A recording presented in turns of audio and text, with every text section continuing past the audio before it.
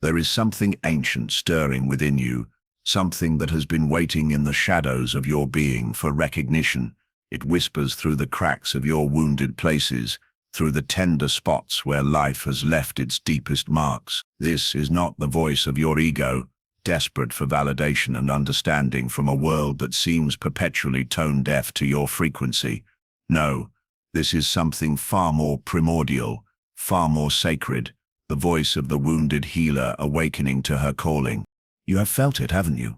That peculiar sensation of being simultaneously seen and invisible, understood and utterly foreign to those around you.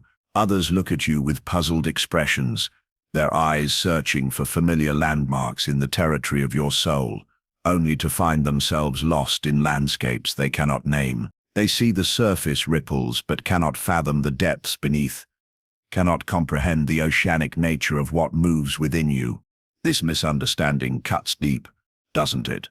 Like a blade that finds its way between the ribs, straight to the heart of your longing to be known. You have carried this wound for so long that it has become part of your very architecture, woven into the fabric of who you are. But what if I told you that this wound, this sacred gash in your psyche, is not evidence of your brokenness, but proof of your calling? In the ancient Greek tradition, there lived a centaur named Chiron, wise beyond measure and gifted with the power to heal. Yet Chiron carried within his own body an unhealable wound, struck by one of Heracles' poisoned arrows. This wound never ceased to throb, never allowed him a moment's respite from pain. And yet, or perhaps because of this very wound, Chiron became the greatest healer of his time, teaching others to transform their suffering into medicine for the world. You, dear soul, carry Chiron's gift. The places where you have been wounded are the very places from which your healing power flows. The misunderstanding you encounter is not random cruelty or cosmic accident. It is the initiation that every wounded healer must endure. It is the fire that transforms base metal into gold, the pressure that creates diamonds from carbon, the darkness that gives birth to stars. Think back to your earliest memories of feeling different, of sensing that you operated on a frequency that others could not quite tune into. Perhaps it was in childhood, when you spoke truths that made adults uncomfortable, when you saw things that others insisted were not there. Perhaps it was the way you felt the emotions of rooms before you entered them, or how you could sense the stories that people carried in their bodies, written in the language of pain and longing. You learned early that this sensitivity, this depth of perception, was not always welcome in a world that prizes surfaces over depths, noise over silence, knowing over mystery. You discovered that your natural way of being, your intuitive grasp of paradox, your comfort with uncertainty, your ability to hold multiple truths simultaneously, marked you as different, sometimes dangerously so. So you tried to fit, didn't you? You attempted to squeeze the vastness of your inner world into the narrow boxes that society provided. You learned to speak in smaller voices, to dim the intensity of your presence, to translate your native tongue of symbol and metaphor into the more acceptable language of literal fact. You wore masks, constructed personas, built elaborate fortresses around your tender core, but the masks never quite fit, did they? They chafed against your authentic nature, like ill-fitting clothes, and no matter how carefully you constructed them, something essential always leaked through, a glimmer in your eyes, a tremor in your voice, an energy that refused to be contained by conventional boundaries. This is where the wound deepened, in the gap between who you authentically were and who you thought you needed to be to belong.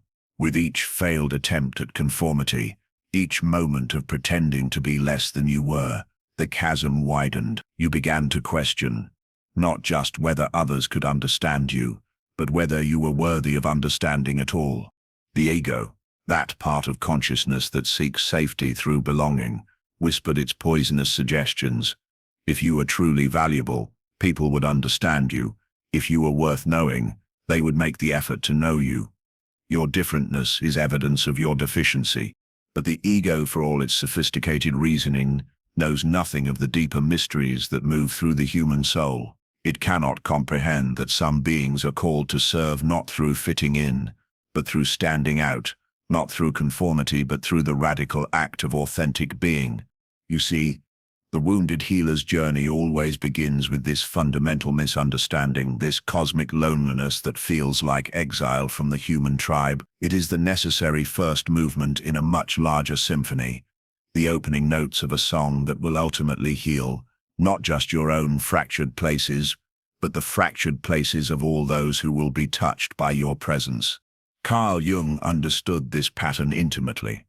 He wrote of individuation, that lifelong process of becoming who we truly are, rather than who others expect us to be. For some, this process unfolds gradually, almost imperceptibly, like the slow turning of seasons. But for others, for those called to the wounded healer's path, individuation arrives like a thunderbolt, shattering the comfortable illusions of belonging and thrusting them into the wilderness of authentic selfhood. This wilderness is not punishment. It is preparation. In the solitude of misunderstanding, away from the constant pressure to conform and perform, something precious begins to gestate, like a seed that must be buried in darkness before it can reach toward light. Your authentic nature requires this period of hiddenness, this time of being unknown and unrecognized, to develop the strength it will need to eventually serve the fragments of wisdom you have collected in your bleeding hands. Each piece gathered from moments of rejection, misunderstanding, isolation. These are not evidence of your failure to connect. They are the raw materials from which you will construct the medicine that the world desperately needs. Think of the alchemists of old, working in their hidden laboratories, transforming base metals into gold through processes that seemed like magic to the uninitiated. The wounded healer's work follows a similar pattern, the base metal of personal suffering, when subjected to the heat of conscious awareness and the catalyst of compassion, transforms into something infinitely more precious, wisdom that can heal not just individual wounds, but the collective wounds of humanity itself. Your misunderstood nature, your differentness, your inability to fit into the prescribed molds of society, these are not bugs in your system. They are features. They are the very qualities that enable you to serve as a bridge between worlds, a translator of mysteries, a voice for the voiceless depths of the human psyche. But this understanding does not come easily or quickly.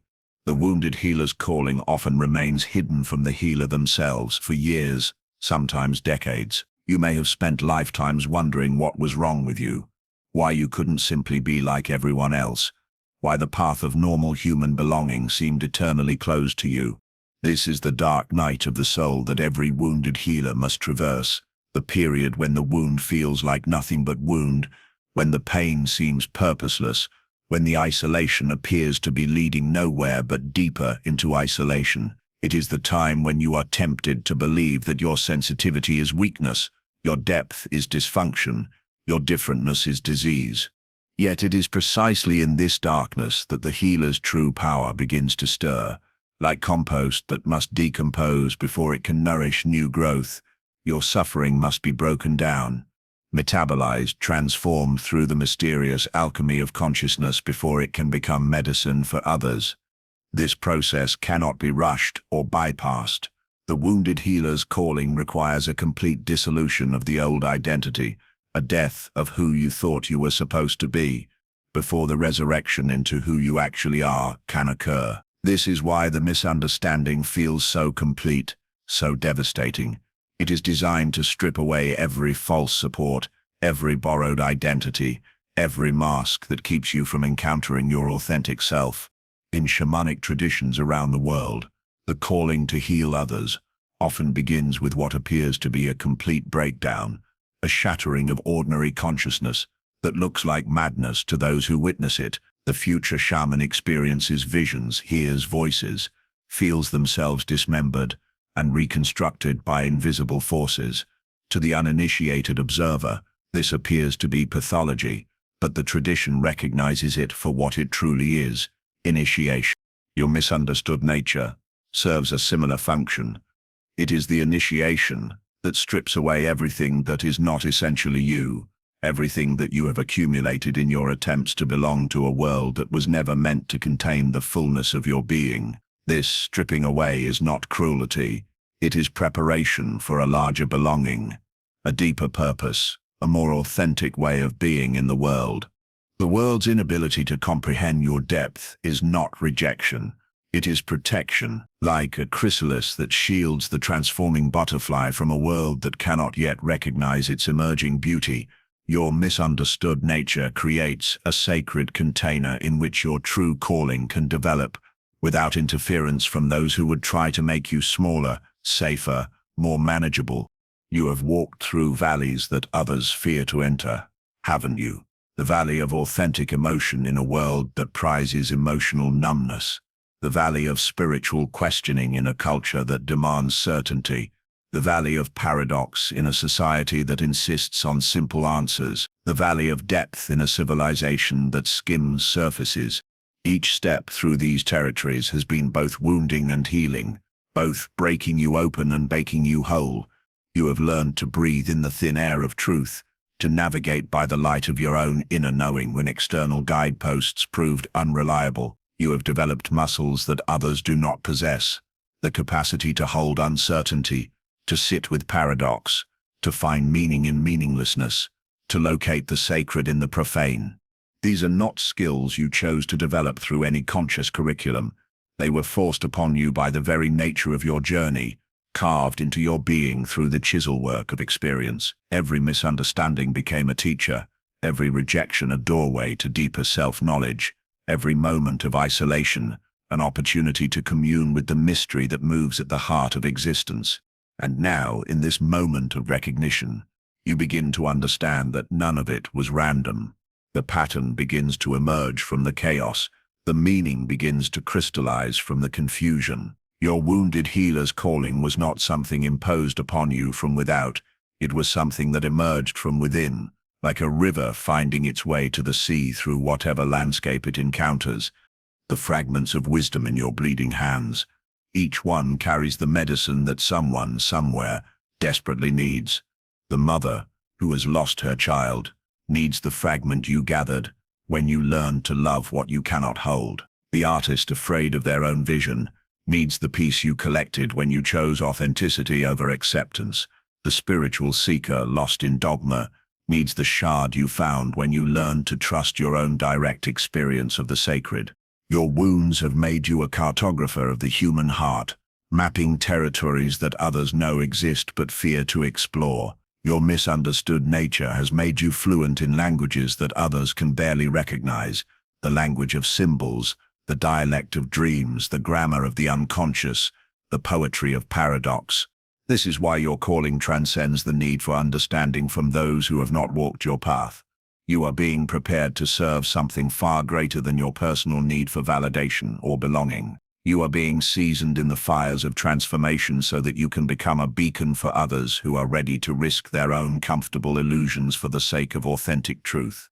The wounded healer's gift is not despite the wound. It is because of it.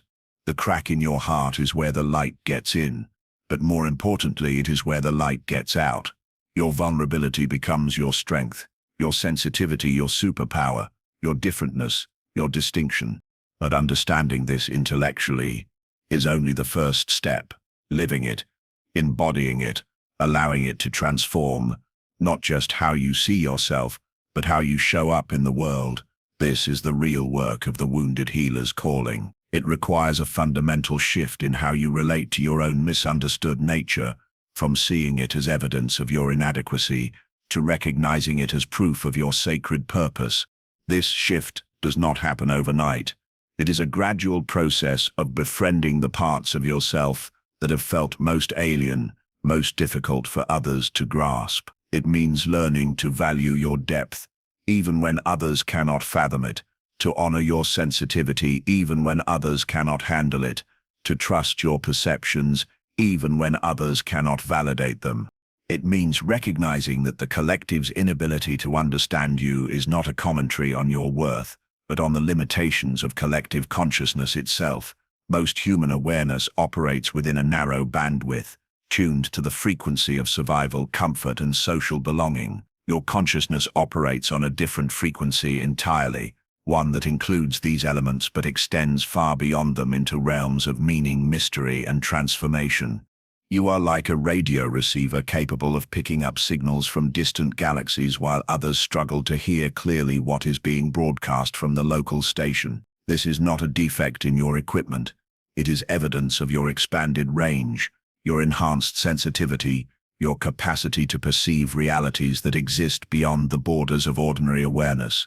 The wounded healer's calling asks you to stop trying to reduce your reception to match others' limited bandwidth, and instead to learn to translate what you receive in ways that can benefit those ready to expand their own range of perception. You become a bridge between worlds, a translator of mysteries, a voice for experiences that exist beyond the reach of conventional language. This translation work is delicate, requiring both the wisdom to know what can be shared and the skill to share it in ways that invite rather than overwhelm, that illuminate rather than blind, that heal rather than wound. You must learn to dose your medicine carefully, offering just enough truth to catalyze transformation without triggering the defense mechanisms that cause people to shut down or retreat into familiar patterns of denial. This is perhaps the most challenging aspect of the wounded healer's calling, learning to serve others' healing, while honoring your own need for authentic expression. It requires developing what Jung called the transcendent function, the ability to hold the tension between opposites without collapsing into either extreme. You must be both vulnerable and boundaried, both open and discerning, both accepting and challenging. You must learn to meet people where they are, while gently inviting them to discover where they might go. You must develop the capacity to hold space for others' projections without absorbing them, to witness others' pain without drowning in it, to offer healing without fixing. This work transforms not just those you serve, but you yourself. Each encounter with another's wound activates the healing response within your own system. Each opportunity to offer medicine from your own hard-won wisdom strengthens your connection to the source from which that wisdom flows. Each moment of successful translation between worlds deepens your fluency in the languages of transformation, and slowly, gradually, almost imperceptibly at first, something remarkable begins to happen. The wound that has been the source of so much pain begins to reveal its true nature, not as a flaw to be hidden or healed, but as a sacred opening through which life force flows. The misunderstood aspects of your nature begin to attract those who are ready to understand, who have been seeking exactly the kind of wisdom that can only emerge from exactly the kind of journey you have traveled. You discover that your tribe was never meant to be found in the mainstream, in the places where everyone else gathers to affirm their similarities and confirm their shared assumptions. Your people are scattered like seeds across the landscape of human experience, some buried deep and just beginning to sprout, others already growing but still tender and reaching toward light, still others ready to flower but needing the particular nutrients that only your presence can provide. The wounded healer's calling is not about healing everyone, but about recognizing and serving those who are ready for the particular medicine you carry. It is about learning to trust that the right people will find you at the right time, drawn by some mysterious magnetism that operates beyond the level of conscious choice. This trust is perhaps the deepest healing of all.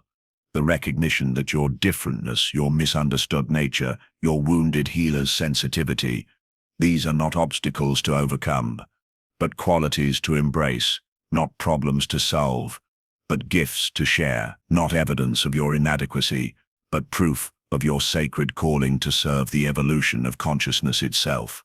In this recognition, the wound begins its final transformation, from source of suffering to wellspring of service, from mark of separation to sign of sacred purpose, from evidence of your brokenness to proof of your wholeness. You understand at last that you were never meant to fit into the world as it is.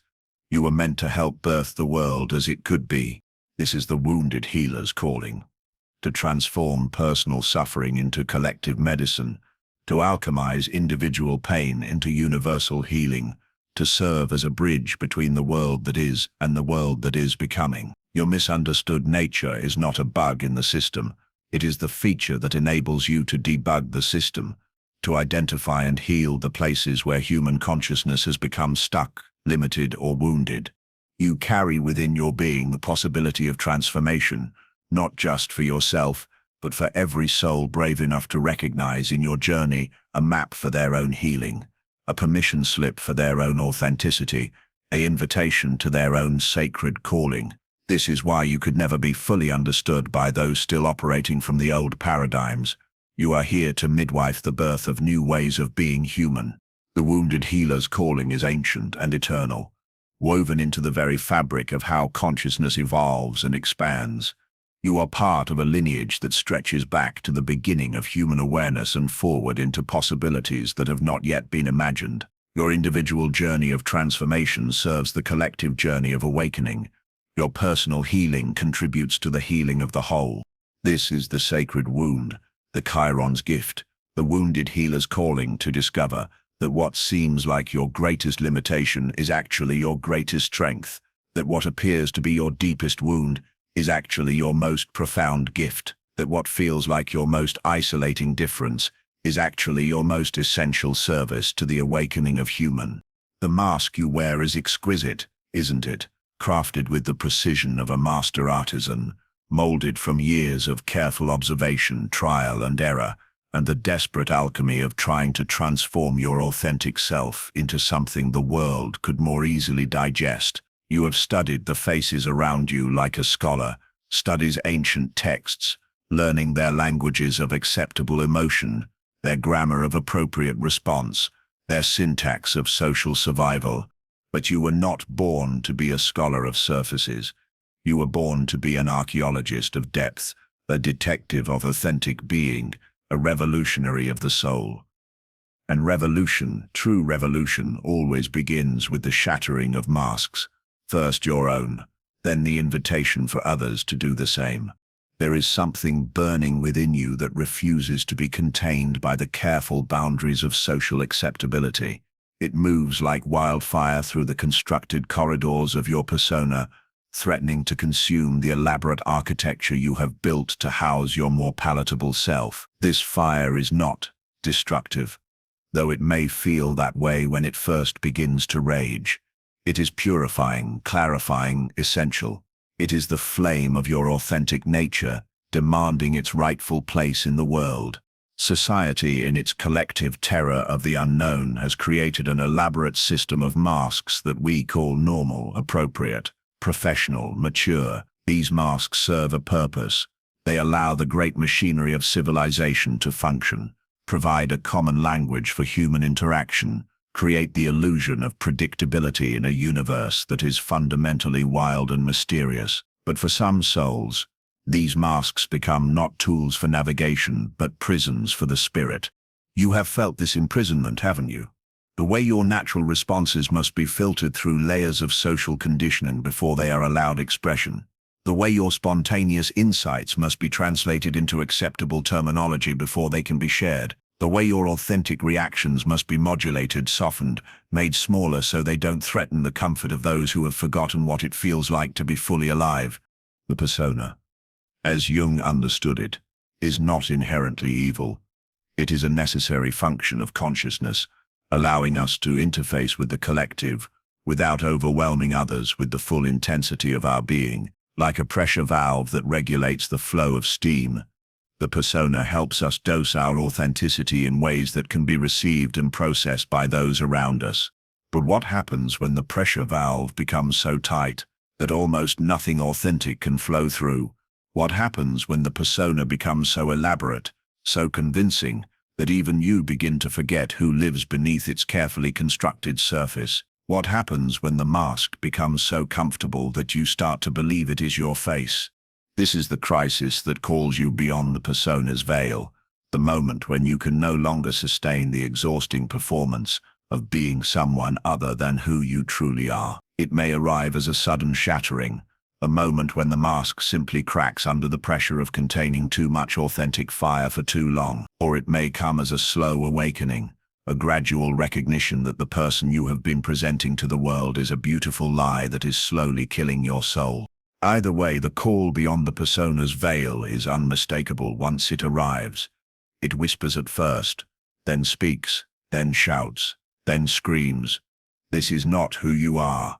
This is not why you came. This is not the song your soul was born to sing. The response to this call is rarely graceful. How could it be? You have spent years, perhaps decades, perfecting this persona, investing enormous energy in maintaining its consistency, building entire relationships and identities around its performance. To move beyond it feels like death, and in many ways, it is. It is the death of who you thought you needed to be in order to survive, to belong, to be loved. But death, as every initiate learns, is not the opposite of life. It is life's most intimate partner, the force that makes transformation possible. The caterpillar must die for the butterfly to be born. The seed must dissolve for the tree to emerge. The persona must shatter for the authentic self to finally breathe. This shattering rarely happens in the safety of solitude. More often it occurs in the midst of relationship, in moments when the gap between who you are and who you are pretending to be becomes so vast that bridges can no longer span the distance. Someone looks at you with genuine love and sees through the mask to the truth beneath, and suddenly you are faced with a choice: retreat deeper into the persona's protection, or risk the terrifying vulnerability of being truly seen. Or, perhaps, it happens in a moment of crisis, when the normal scripts fail, and you are forced to respond from a deeper place than the persona can access. In these moments, something authentic breaks through, a response so genuine, so unfiltered, that it shocks even you. You hear your own voice speaking truths you didn't know you possessed, feel your own heart opening to love you didn't know you contained, witness your own soul expressing itself with a freedom that both thrills and terrifies. These breakthrough moments are like cracks in the dam. Once they appear, they cannot be unsealed. The pressure of authentic being will continue to find them, to widen them, to eventually burst through them with a force that can no longer be contained. This is when you realize that the persona was never your protector. It was your prison warden, keeping your true nature locked away in the darkness of unexpression. The friction you feel when you refuse to conform to collective expectations is not evidence of your social inadequacy. It is evidence of your spiritual maturity, like flint striking steel. This friction generates the spark that can ignite the flame of authentic being in others. Your refusal to play along with collective pretense gives others permission to question their own masks, to wonder whether the exhausting performance of normalcy is really necessary, to imagine what it might feel like to show up as who they actually are. This is why your authentic presence can be so threatening to those still hiding behind their personas. You represent possibility they have forgotten, freedom they have sacrificed, aliveness they have learned to suppress. Your very existence challenges the unspoken agreement that says we must all pretend to be smaller, safer, more predictable than we actually are. Like Prometheus stealing fire from the gods, you carry dangerous truths that threaten comfortable illusions. The fire you stole is not literal flame, but the flame of authentic being, the light of genuine self-expression, the warmth of real intimacy with your own soul. And like Prometheus, you may find that carrying this fire comes with a price: the wrath of those who have built their empires on the collective agreement to remain unconscious. But you cannot unknow what you know. You cannot unfeel what you have felt. You cannot return to the comfort of the mask once you have tasted the freedom of authenticity. The fire burns within you now, and it will not be extinguished by the disapproval of those who have forgotten their own flame. This fire reveals the poverty of persona-based living.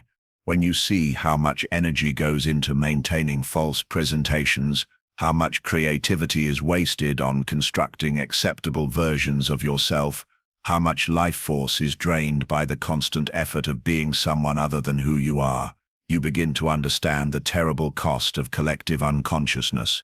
But you also begin to see the incredible potential that is released when someone chooses authenticity over acceptability. The energy that was once bound up in maintaining the persona becomes available for creation, for connection, for the expression of gifts that can only emerge from the truth of who you actually are. The creativity that was once channeled into constructing masks becomes available for manifesting your soul's deepest longings. This is the alchemical transformation that occurs when you move beyond the persona's veil. Base metals of pretense are transmuted into the gold of authentic being. The lead weight of false presentation becomes the golden light of genuine expression. The iron chains of social conformity become the golden threads that connect you to your true tribe. But this transformation requires tremendous courage. It means risking rejection from those who preferred your persona to your authentic self.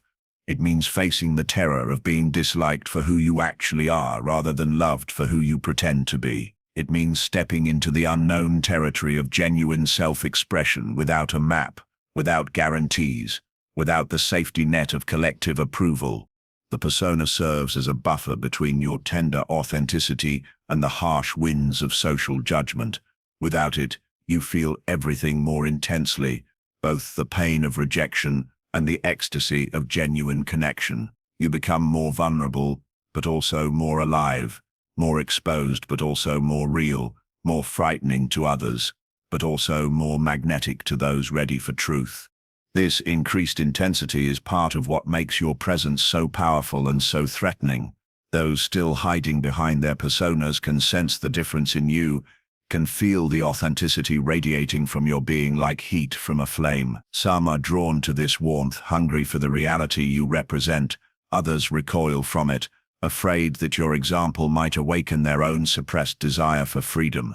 Your refusal to conform becomes a kind of spiritual activism, challenging the collective trance of persona-based living. Simply by daring to be real in a world addicted to pretense. You don't need to preach or teach or try to convince anyone of anything. Your authentic presence is its own argument, your genuine being its own revolution.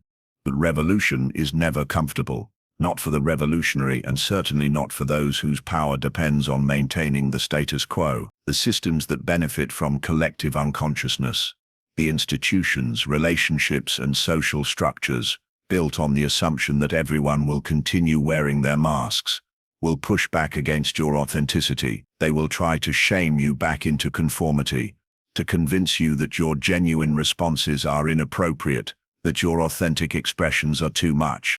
This pushback is not evidence that you should retreat back behind the persona's veil. It is evidence that your authenticity is working, that it is disrupting the comfortable patterns of collective sleep, that it is introducing something genuinely new into systems designed to perpetuate the familiar. The key is learning to hold your ground without hardening your heart, to maintain your authenticity without becoming defensive, to continue being real without attacking those still hiding behind their masks. This requires developing what the mystics call the witness consciousness, the ability to observe the reactions your authenticity generates without being controlled by them. From this witness perspective, you can see the fear behind others' rejection of your genuine self. You can recognize the pain that drives them to prefer your persona to your reality. You can understand that their inability to handle your authenticity is not about you. It is about their own terror of what might happen if they too stepped beyond the safety of social masks. This understanding transforms your relationship to the friction your authenticity creates. Instead of seeing it as evidence of your failure to fit in, you begin to recognize it as evidence of your success in waking up. Instead of feeling hurt by others' inability to handle your reality, you begin to feel compassion for their imprisonment within their own personas. But this compassion cannot be allowed to pull you back into the comfortable lie of pretense. The greatest service you can offer those still trapped behind their masks is not to join them in their prison, but to continue modeling the possibility of freedom. Your authentic being becomes a beacon for those ready to find their way home to themselves. The shattering of your own persona opens up space, not just for your authentic expression, but for authentic relationship. When you stop performing acceptability, you discover who actually wants to know the real you. When you cease the exhausting effort of being who others want you to be, you create room for relationships based on genuine resonance, rather than mutual deception. These authentic relationships are different from the connections you built while wearing your persona. They are more volatile because they are more real. They include more conflict because they include more truth. They require more courage because they offer more intimacy. They demand more growth because they reflect more of who you actually are. But they also offer something that persona-based relationships can never provide: the profound satisfaction of being known and loved for who you truly are. When someone sees past your defenses to the authentic being beneath and chooses to stay, to engage, to love what they find there, something in your soul relaxes that may have been tense your entire life. This relaxation allows for even deeper authenticity, creates space for aspects of yourself that have been hidden so long you may have forgotten they exist. Like flowers that bloom only in perfect conditions, certain qualities of your being can only emerge when you feel truly safe to be yourself. The movement beyond the persona's veil is not a one-time event, but an ongoing process. You will discover that you have personas within personas, masks beneath masks, layers of protection and performance that must be peeled away like the skins of an onion. Each layer reveals new depths of authenticity, new possibilities for genuine expression, new opportunities for real connection. Some of these layers will be easier to shed than others. The masks you adopted to survive childhood traumas may cling more tightly than those you constructed to navigate professional environments. The personas you created to avoid rejection may be more tenacious than those you built to gain approval. But each shedding brings you closer to the core of who you actually are. Each stripping away reveals more of the authentic being that has been waiting beneath all the performance. This authentic self is not fixed or static. It is dynamic, evolving, responsive to the moment. It is not perfect or polished. It is real and alive and beautifully, messily human.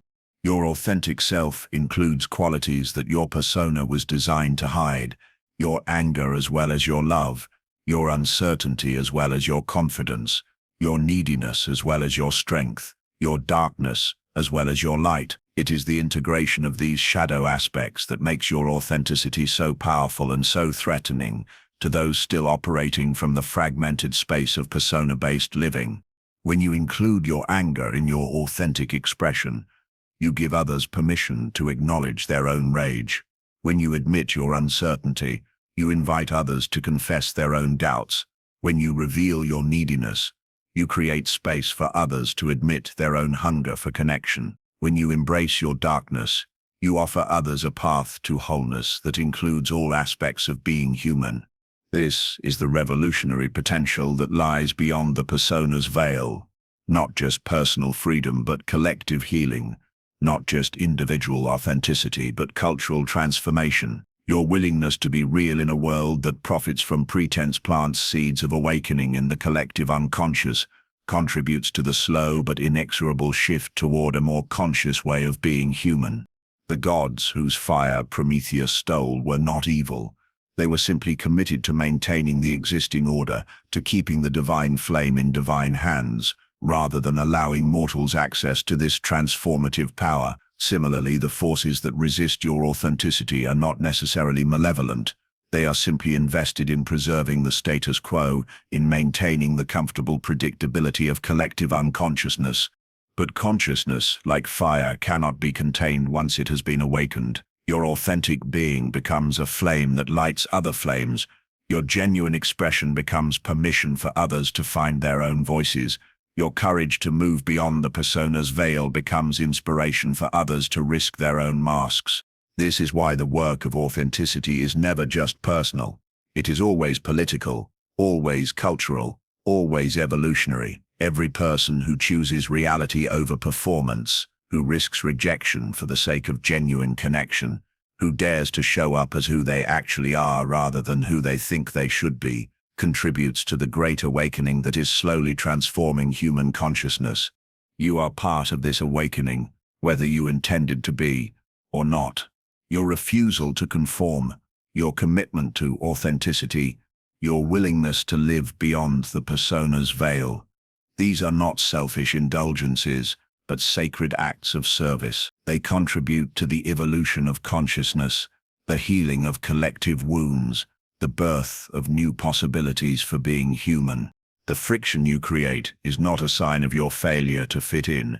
It is evidence of your success in standing up for truth. The discomfort your authenticity generates in others is not proof of your inadequacy. It is confirmation of your effectiveness as an agent of awakening. The resistance you encounter when you refuse to wear the acceptable masks is not punishment. It is the predictable response of systems built on collective unconsciousness to the introduction of genuine awareness. Your task is not to eliminate this friction, but to learn to dance with it, to use it as fuel for your own continued growth and awakening. Like the oyster that transforms irritation into pearl, you can alchemize the resistance your authenticity encounters into ever more refined expressions of genuine being.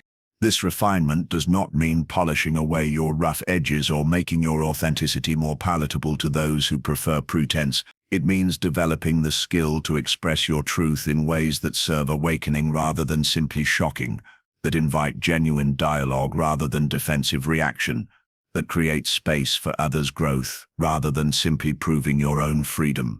This is the mastery that lies beyond the initial shattering of the persona, learning to be authentic in service of love, rather than authenticity for its own sake. It is the difference between the rebel who breaks things just to watch them shatter, and the revolutionary who breaks things to create space for something better to emerge. Your authentic being, refined through conscious practice and tempered by genuine compassion, becomes a gift not just to yourself, but to everyone whose life you touch. It offers permission, inspiration, and possibility. It creates space for others to question their own masks, to risk their own authenticity, to step beyond their own persona's veil into the frightening and exhilarating territory of genuine being. This is the fire you have stolen from the gods of conventional consciousness, the flame of authentic being that burns away pretense and illuminates the possibility of real connection, real intimacy, real life. It is a dangerous fire, yes, because it threatens everything built on false foundations, but it is also a healing fire, purifying and clarifying, and making space for new growth. Carry this fire with reverence and responsibility. Use it not to burn down, but to illuminate, not to destroy, but to transform, not to isolate yourself from others, but to create authentic bridges between souls hungry for real connection. Let your movement beyond the persona's veil become an invitation for others to risk their own masks, to discover their own authentic flames, to join you in the great work of awakening consciousness and healing the world through the radical act of being real. There is a part of you that others cannot see, cannot name, cannot quite put their finger on, yet it disturbs them in ways they struggle to articulate. They sense something moving beneath the surface of your carefully constructed presentations, something wild and untamed that refuses to be contained by the boundaries of social acceptability. What they are sensing is not your darkness, it is your wholeness. What disturbs them is not your shadow, it is your integration. You have done something that most humans spend their entire lives avoiding. You have turned toward the parts of yourself that society taught you to reject, deny, and disown. You have descended into the underworld of your own psyche and returned with treasures that most people can only glimpse in their dreams or nightmares. You have made peace with aspects of your nature that others are still at war with, and this peace radiates from you like an unsettling frequency that awakens what others have worked so hard to suppress. The shadow, as Jung understood it, is not evil. It is simply everything we have been taught is unacceptable about being human. Our rage, our selfishness, our sexuality, our vulnerability, our hunger for power, our capacity for cruelty, our neediness, our wild joy, our fierce protectiveness, our primitive instincts. These aspects of human nature have not disappeared simply because we have learned to pretend they don't exist. They have gone underground, into the basement of consciousness, where they continue to influence our behavior in ways we rarely recognize. Most people relate to their shadow through projection, seeing in others what they cannot acknowledge in themselves, judging harshly in the outer world what they refuse to accept in their inner landscape. They create elaborate moral systems to distance themselves from their own capacity for the very behaviors they condemn. They build identities around being good, nice, appropriate, spiritual, evolved identities that can only be maintained by disowning huge portions of their actual humanity. But you have chosen a different path. Through some combination of courage, necessity, and grace, you have turned toward your shadow instead of away from it. You have looked into the dark mirror of your own psyche and found there not a monster but a neglected child, not an enemy but an exiled aspect of yourself, not something to be destroyed but something to be reclaimed and integrated. This integration is perhaps the most courageous act a human being can undertake. It requires facing aspects of yourself that you have been conditioned to believe make you unlovable, unacceptable, unworthy of connection. It demands that you hold space for contradictions within yourself, that you can be both kind and cruel, both generous and selfish, both strong and vulnerable, both wise and foolish, often within the span of a single moment. The process of shadow integration is not comfortable. It involves acknowledging that you are capable of thoughts, feelings, and behaviors that your conscious mind finds disturbing. It means recognizing that the very qualities you judge most harshly in others also live within you, often in ways you have been unconsciously expressing while maintaining the illusion of your own moral superiority. Perhaps you discovered your own capacity for rage when someone betrayed your trust, and instead of immediately judging this rage as bad or wrong, you allowed yourself to feel it fully, to understand its message, to recognize its protective function. Perhaps you encountered your own selfishness when faced with a choice between your needs and someone else's, and instead of automatically sacrificing yourself to maintain your good person identity, you chose yourself and learned to live with the complexity of that choice. Or maybe you came face to face with your own cruelty in a moment of pain, when you lashed out at someone you loved, and instead of drowning in shame or denial, you looked directly at this capacity for inflicting harm and found within it important information about your own unmet needs, your own unhealed wounds, your own human limitations. Each of these encounters with your shadow presented you with a choice: reject and disown these aspects of yourself, maintaining your partial identity at the cost of wholeness, or embrace and integrate them, accepting the full spectrum of your humanity even when it makes you uncomfortable, even when it challenges your preferred self-image, even when it makes others uncomfortable with their own disowned aspects. You chose integration, and this choice has transformed you in ways that others can sense but cannot name. You carry yourself differently now, not with the brittle perfectionism of someone desperately trying to maintain an acceptable image, but with the relaxed confidence of someone who has nothing to hide, nothing to pretend, nothing to defend. You have made peace with your own contradictions, and this peace is profoundly unsettling to those still at war with themselves. Your comfort with paradox, your ability to hold seemingly opposite truths simultaneously, emerges directly from this shadow work. When you have acknowledged your own capacity for both love and hate, kindness and cruelty, wisdom and foolishness, you no longer need the world to be simple, people to be all good or all bad, situations to have clear right and wrong answers. You can navigate complexity without the exhausting need to reduce everything to manageable categories. This comfort with complexity makes you a more effective healer, teacher, friend, and human being. You can be present with others' contradictions because you have learned to be present with your own. You can hold space for their full humanity because you have learned to hold space for yours. You can offer compassion for their mistakes because you have learned to extend compassion to your own. But this integration also makes you dangerous to the collective agreement to remain unconscious. Your very presence challenges the fundamental assumption that people are either good or bad, light or dark, evolved or primitive. You represent the possibility of wholeness in a world built on fragmentation, integration in a culture addicted to splitting, acceptance in a society based on rejection.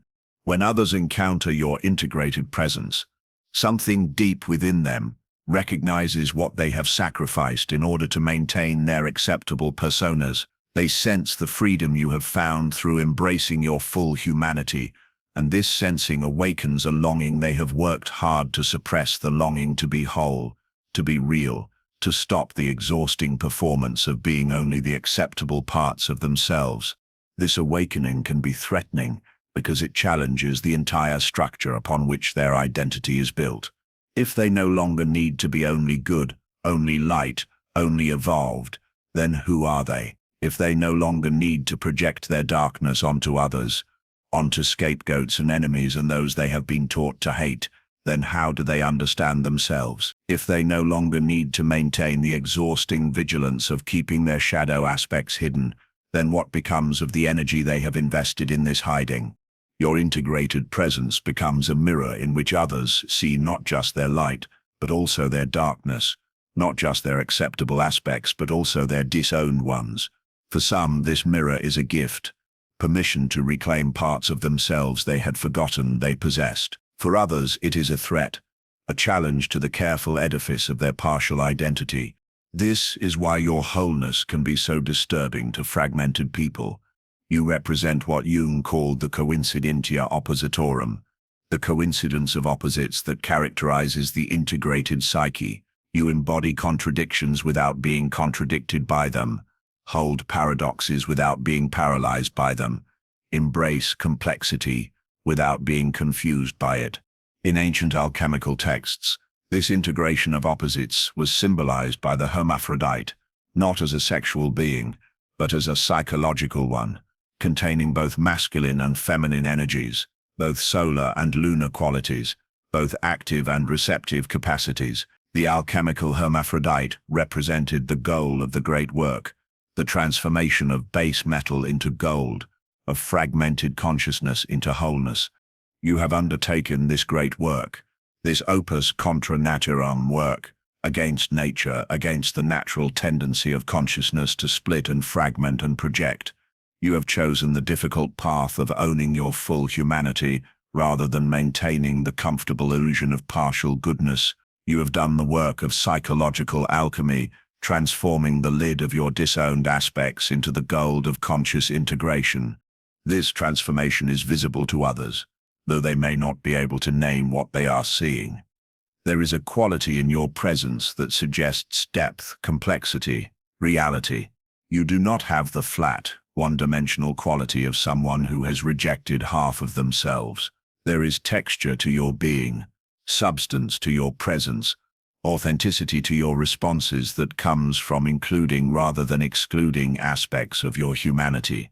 But this very authenticity can be unsettling to those still operating from fragmented consciousness.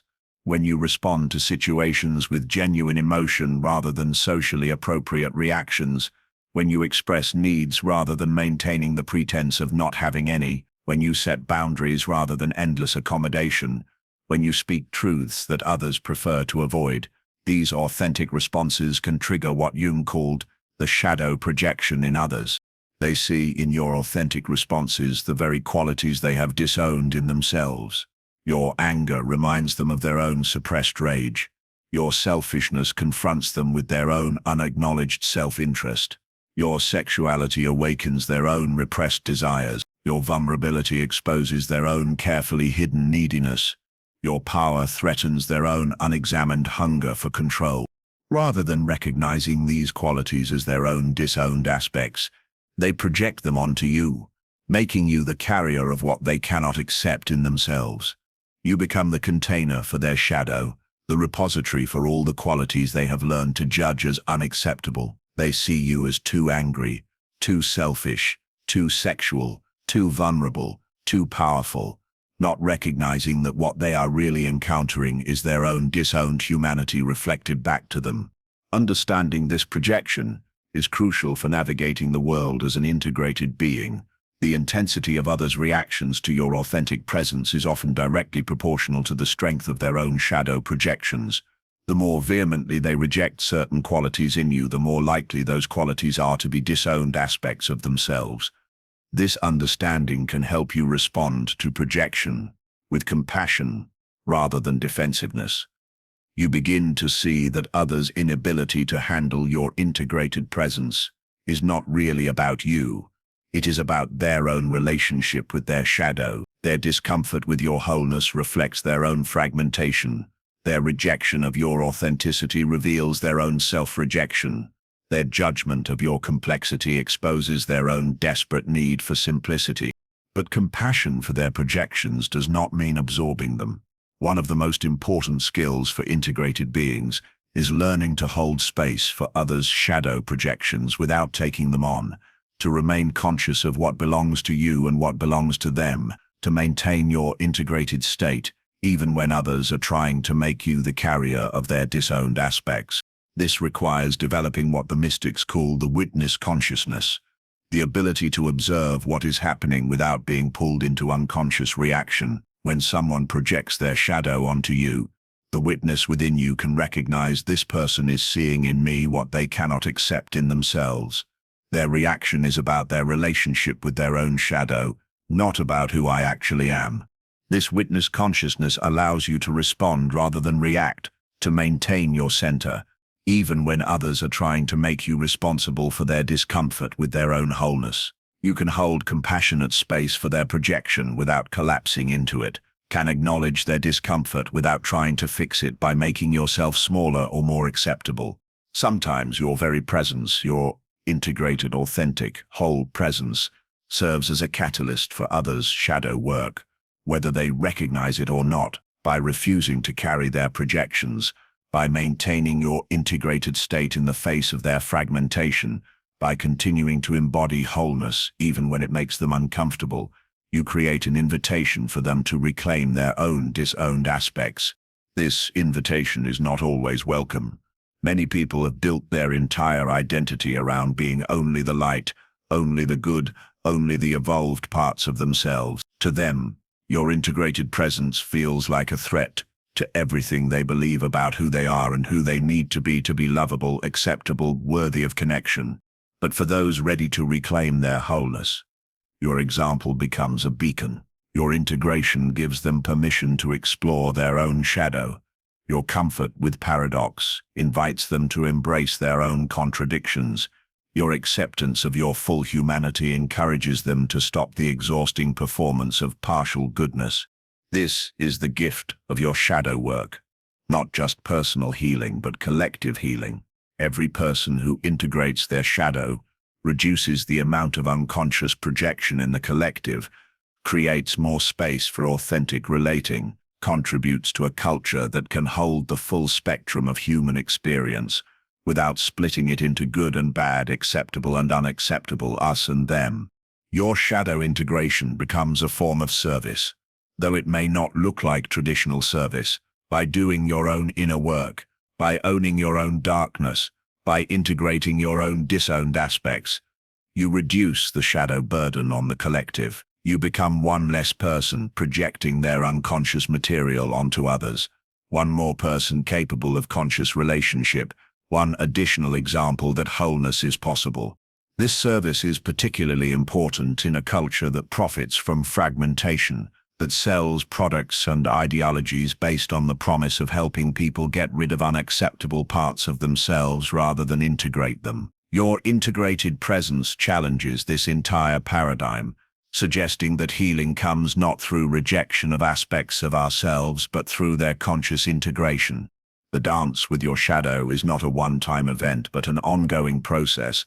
As you grow and evolve, new aspects of your shadow come into awareness, requiring fresh integration work. Each new level of consciousness reveals previously hidden aspects of your psyche that need to be acknowledged, understood, and integrated. This ongoing integration keeps you humble, keeps you real, keeps you connected to your full humanity. You cannot maintain the illusion of having transcended your shadow because you remain in conscious relationship with it. You cannot project your darkness onto others because you continue to recognize it within yourself. You cannot judge others' struggles with their shadow because you remain aware of your own ongoing work.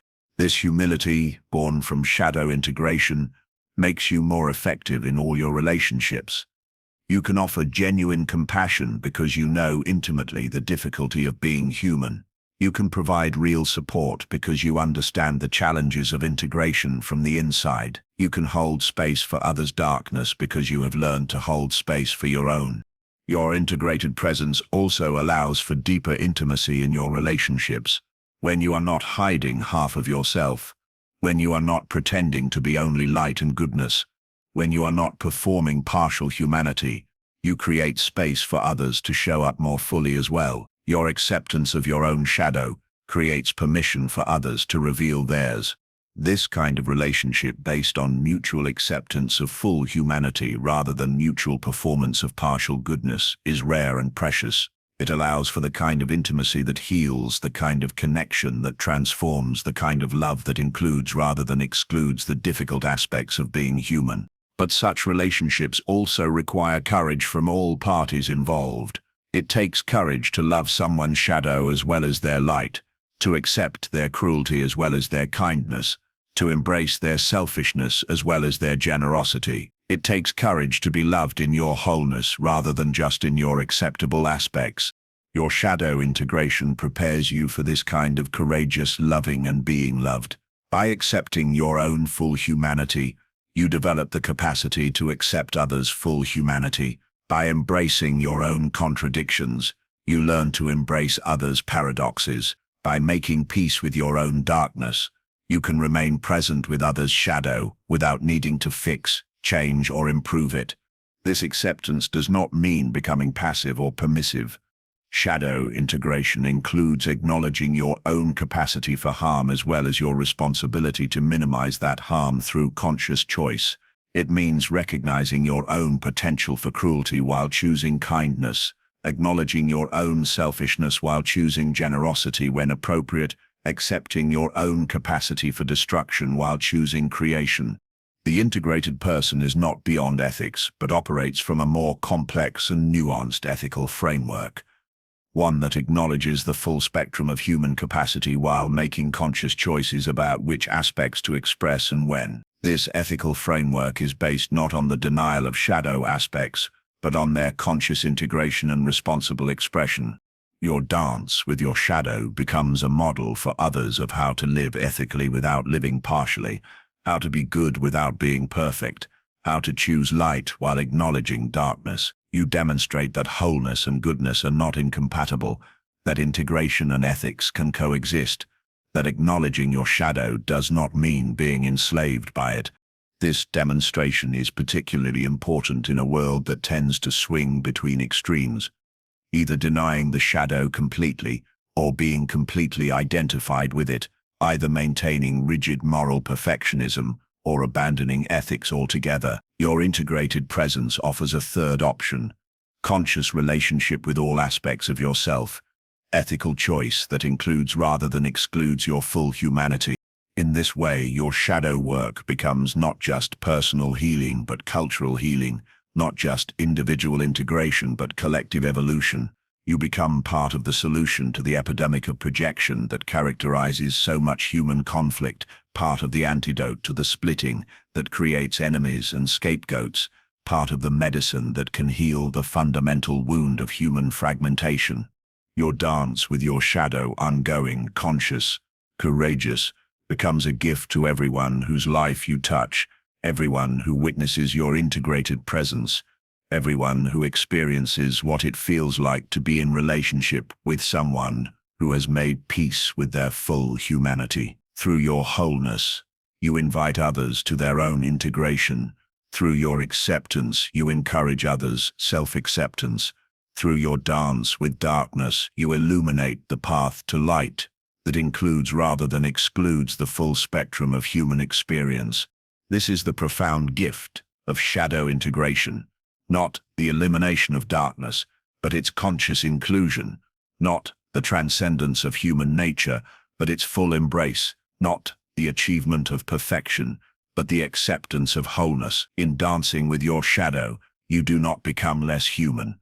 You become more human, more whole, more real, more capable of the kind of love and presence that heals both individual wounds and collective fragmentation. In the sacred geography of your inner landscape, there exists a place that others cannot reach, a sanctuary of silence, where the deepest truths whisper their secrets to those brave enough to listen. This is not the solitude of isolation or the withdrawal of defeat. This is the hermit's solitude, chosen, and purposeful, where the soul conducts its most essential work, away from the noise of collective opinion and the endless chatter of social expectation. You have known this place intimately, haven't you?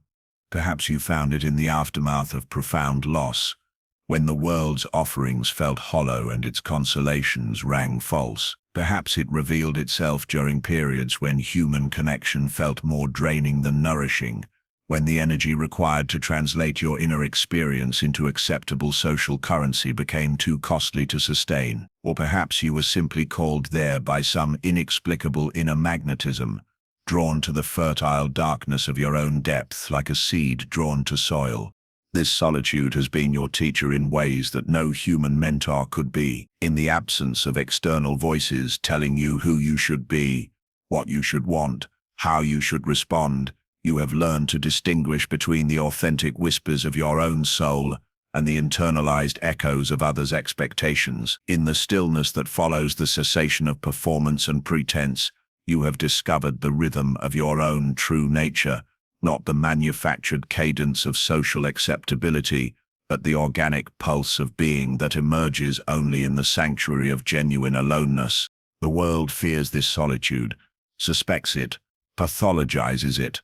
A culture built on constant connectivity and endless stimulation cannot comprehend the radical act of choosing to be alone with oneself. They see withdrawal from the social matrix as evidence of dysfunction, depression, or antisocial tendencies. They cannot imagine that someone might choose solitude not as escape from life, but as deepening into it, not as rejection of others, but as preparation for more authentic service.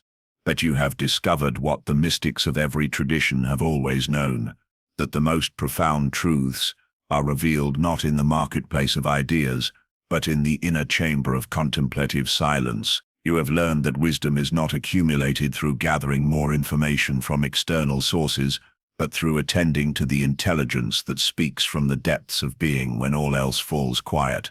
This is the hermit's path, depicted in the tarot as a robed figure holding aloft a lantern, standing alone on a mountain peak. The hermit does not carry this light for his own navigation. He has already found his way. The lantern burns for others, for those still wandering in the darkness of collective unconsciousness, still lost in the maze of social conditioning, still searching for the authentic path that can only be discovered in solitude. Your withdrawn periods have not been selfish indulgences, but necessary retreats for the cultivation of this inner flame. Like the hermit in the ancient images, you have climbed to elevated perspectives, not physical heights but psychological and spiritual vantage points that can only be reached through the discipline of inner work, the patience of contemplative practice, the courage to face yourself without the buffers and distractions that social engagement provides. In solitude, you have encountered aspects of yourself that remain hidden in the presence of others. You have met the child within, who still carries ancient wounds, the wise one, who knows things your conscious mind has not yet learned, the wild one, who remembers freedoms your civilized self has forgotten. You have conversed with the various sub-personalities that make up your inner community, learning to harmonize their different voices into a more integrated expression of who you truly are. This inner work, conducted in the laboratory of solitude, has transformed not just your relationship with yourself, but your capacity for authentic relationship with others. When you know yourself deeply, including your shadows, your patterns, your triggers, your gifts, you can show up in relationship from a place of conscious choice rather than unconscious reaction. You can offer genuine presence rather than performed interaction, authentic response rather than socially conditioned reflexes.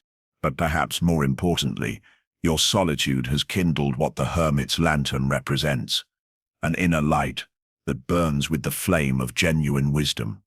This is not the borrowed wisdom of books and teachers, though these may have contributed to your understanding. This is the wisdom that emerges from direct encounter with the mystery of your own being, from wrestling with your demons in the darkness, and emerging with the gifts they guard, from descending into the underworld of your unconscious and returning with treasures that can only be found in those depths.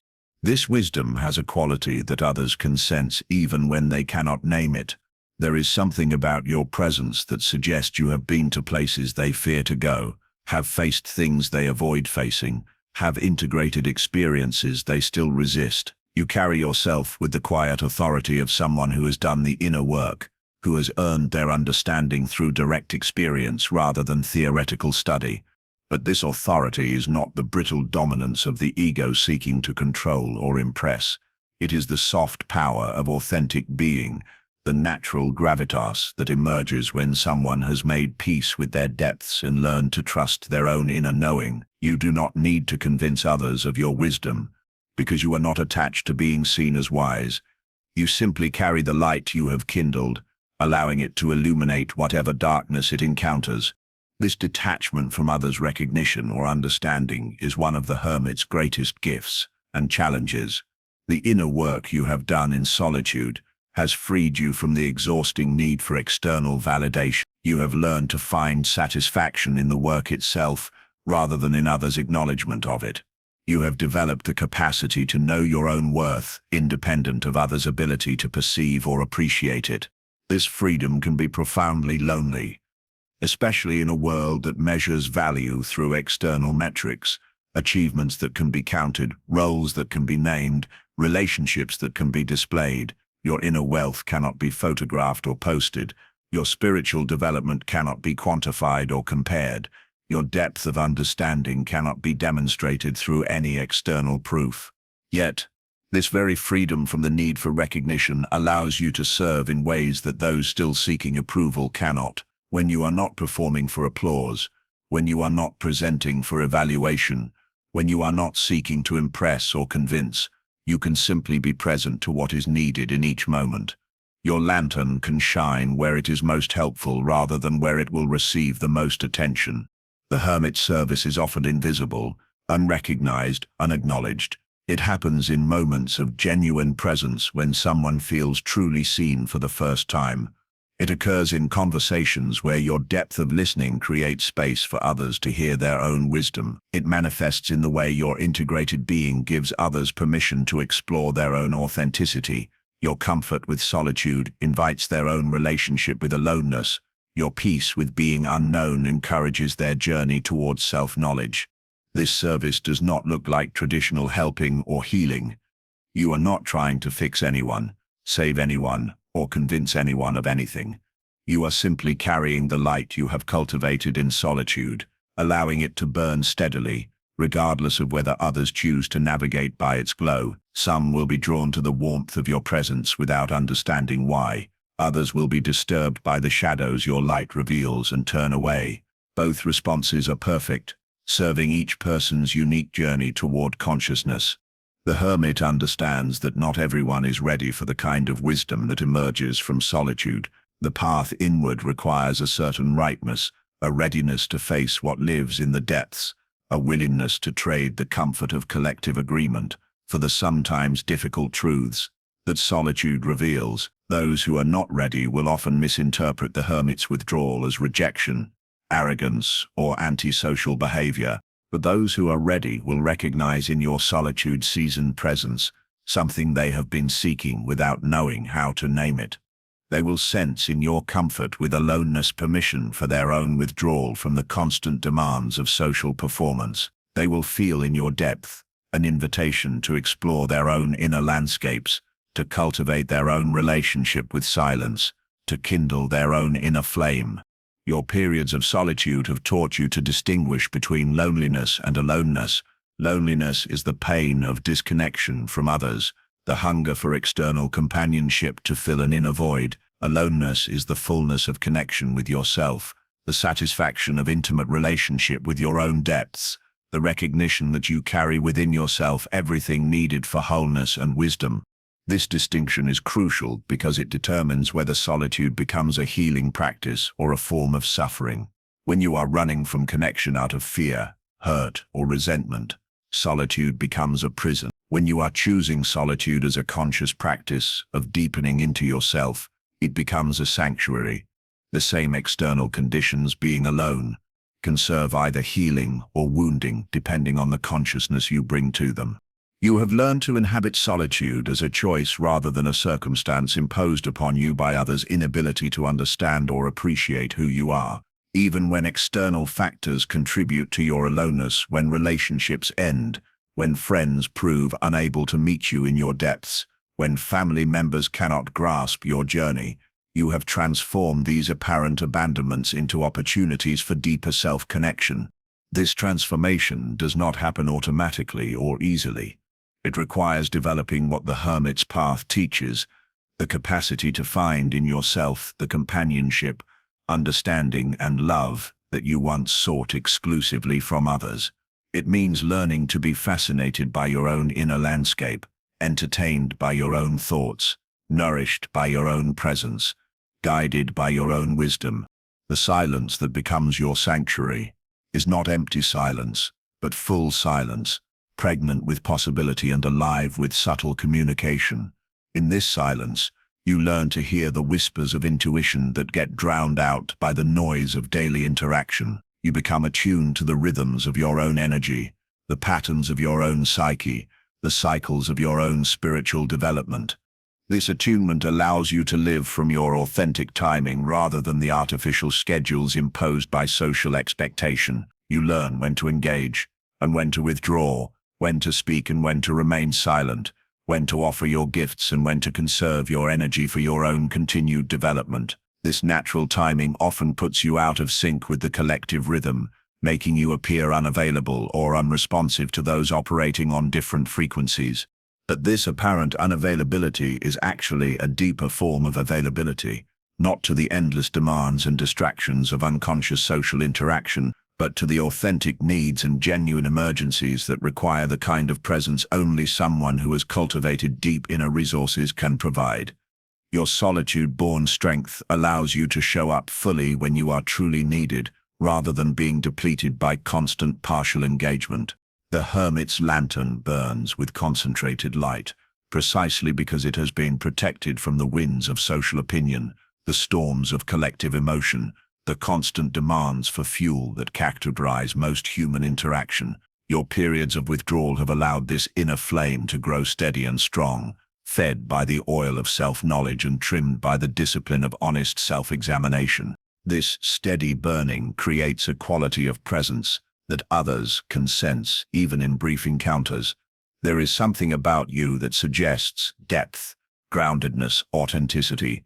You do not have the frantic energy of someone trying to fill an inner void through external stimulation. You do not have the hungry quality of someone seeking validation through constant social feedback. You carry the stillness of someone who has found something precious in the depths of their own being.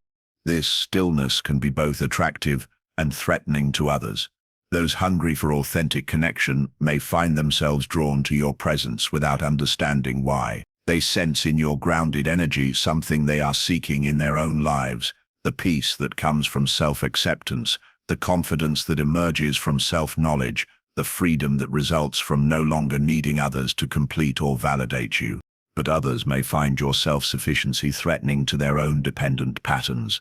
If you do not need their approval, their company, their validation, then what power do they have in relationship with you? If you are complete in yourself, what role do they play? Your hermit-cultivated wholeness can trigger others' fears of abandonment, irrelevance, or their own deep terror of being alone with themselves. Understanding these different responses helps you navigate the social world with more consciousness and compassion. You can recognize when someone is drawn to your depth versus when they are threatened by your independence. You can offer appropriate degrees of availability based on others' capacity to meet you in authentic relationship, rather than trying to fill their emotional voids or manage their fears of solitude.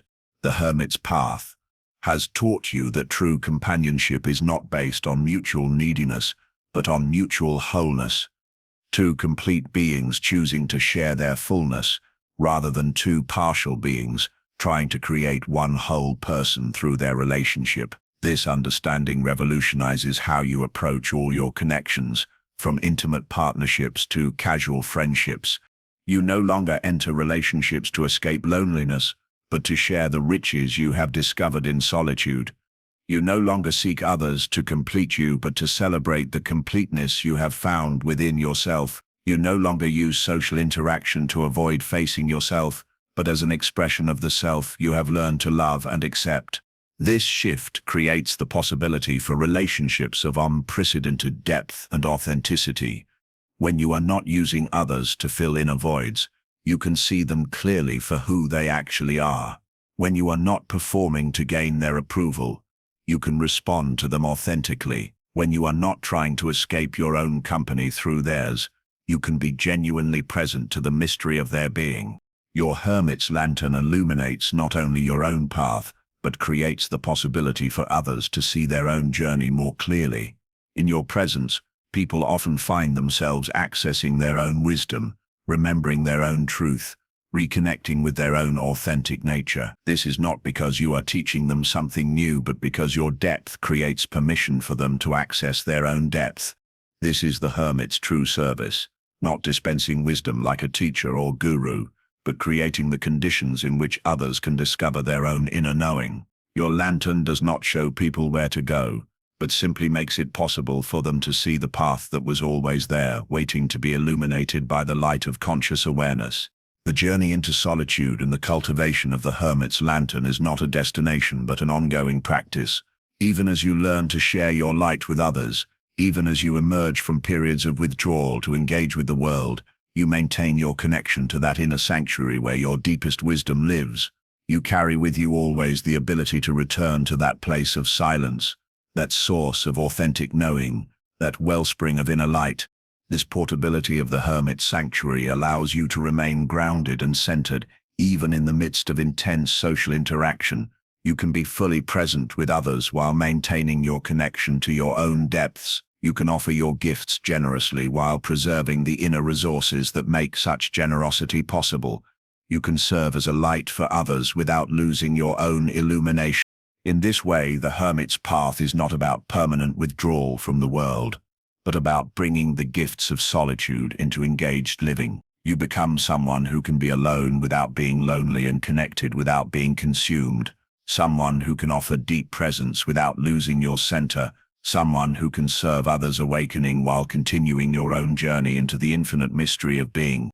Your hermit's lantern burns on, steady and true, illuminating whatever darkness it encounters with the light of hard-won wisdom, authentic presence, and unconditional love. This light is your gift to a world that has forgotten how to find its way in the darkness, how to trust its own inner guidance, how to discover the treasures that wait in the depths of solitude. Through your willingness to walk the hermit's path, you become a beacon for all those ready to kindle their own inner flame and discover the profound wisdom that emerges only in the sanctuary of conscious solitude.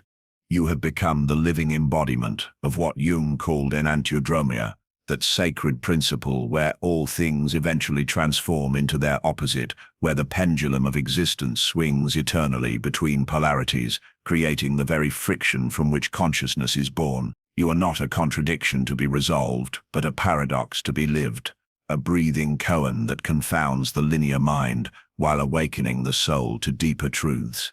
Others look upon you with bewilderment, expecting consistency where you offer fluidity, demanding predictability where you present the beautiful uncertainty of becoming. They seek to categorize you, to place you in neat compartments that make sense to their either-or consciousness, but you slip through their fingers like quicksilver, refusing the imprisonment of singular definition. This is not perversity on your part. It is the very nature of your being to embody the principle that life itself follows, the eternal dance of transformation. Watch how their minds struggle when you present them with your paradoxical nature. You are simultaneously strong and tender, fierce and gentle, deeply rooted and utterly free. You speak truths that sound like contradictions to ears trained only in the language of logic. You love deeply and remain unattached. You care profoundly and hold lightly. You engage fully while maintaining perfect detachment. These are not flaws in your character. They are the hallmarks of a consciousness that has learned to dance with the fundamental rhythm of existence itself. The world demands that you choose sides in the great battles it has created, Good versus evil, light versus dark, masculine versus feminine, spiritual versus material, rational versus intuitive. But you have seen through the illusion of these artificial divisions. You understand what the ancient alchemists knew, that the opus contra naturam, the work against nature, is actually the work of returning to nature's deepest truth, that all apparent opposites are faces of the same underlying reality. Your paradoxical nature serves as a living teaching for those ready to receive it. When they encounter you, something in their rigid worldview begins to crack. The tidy categories they use to navigate reality start to blur and blend. You become a catalyst for their own psychological transformation. Though they may not recognize it in the moment, they may resist, even condemn what they cannot understand. But seeds are being planted in the fertile darkness of their confusion. You embody what Jung recognized as the transcendent function, that mysterious faculty of the psyche that bridges opposites and creates new possibilities from their union. While others remain trapped in the prison of dualistic thinking, you have discovered the secret door that leads beyond all divisions. You have learned to hold multiple truths simultaneously without being torn apart by their apparent contradictions. This is why you feel so alien in a world that worships consistency above authenticity. Society has built itself upon the comfortable fiction that people should remain the same, that personalities are fixed, that values are unchanging.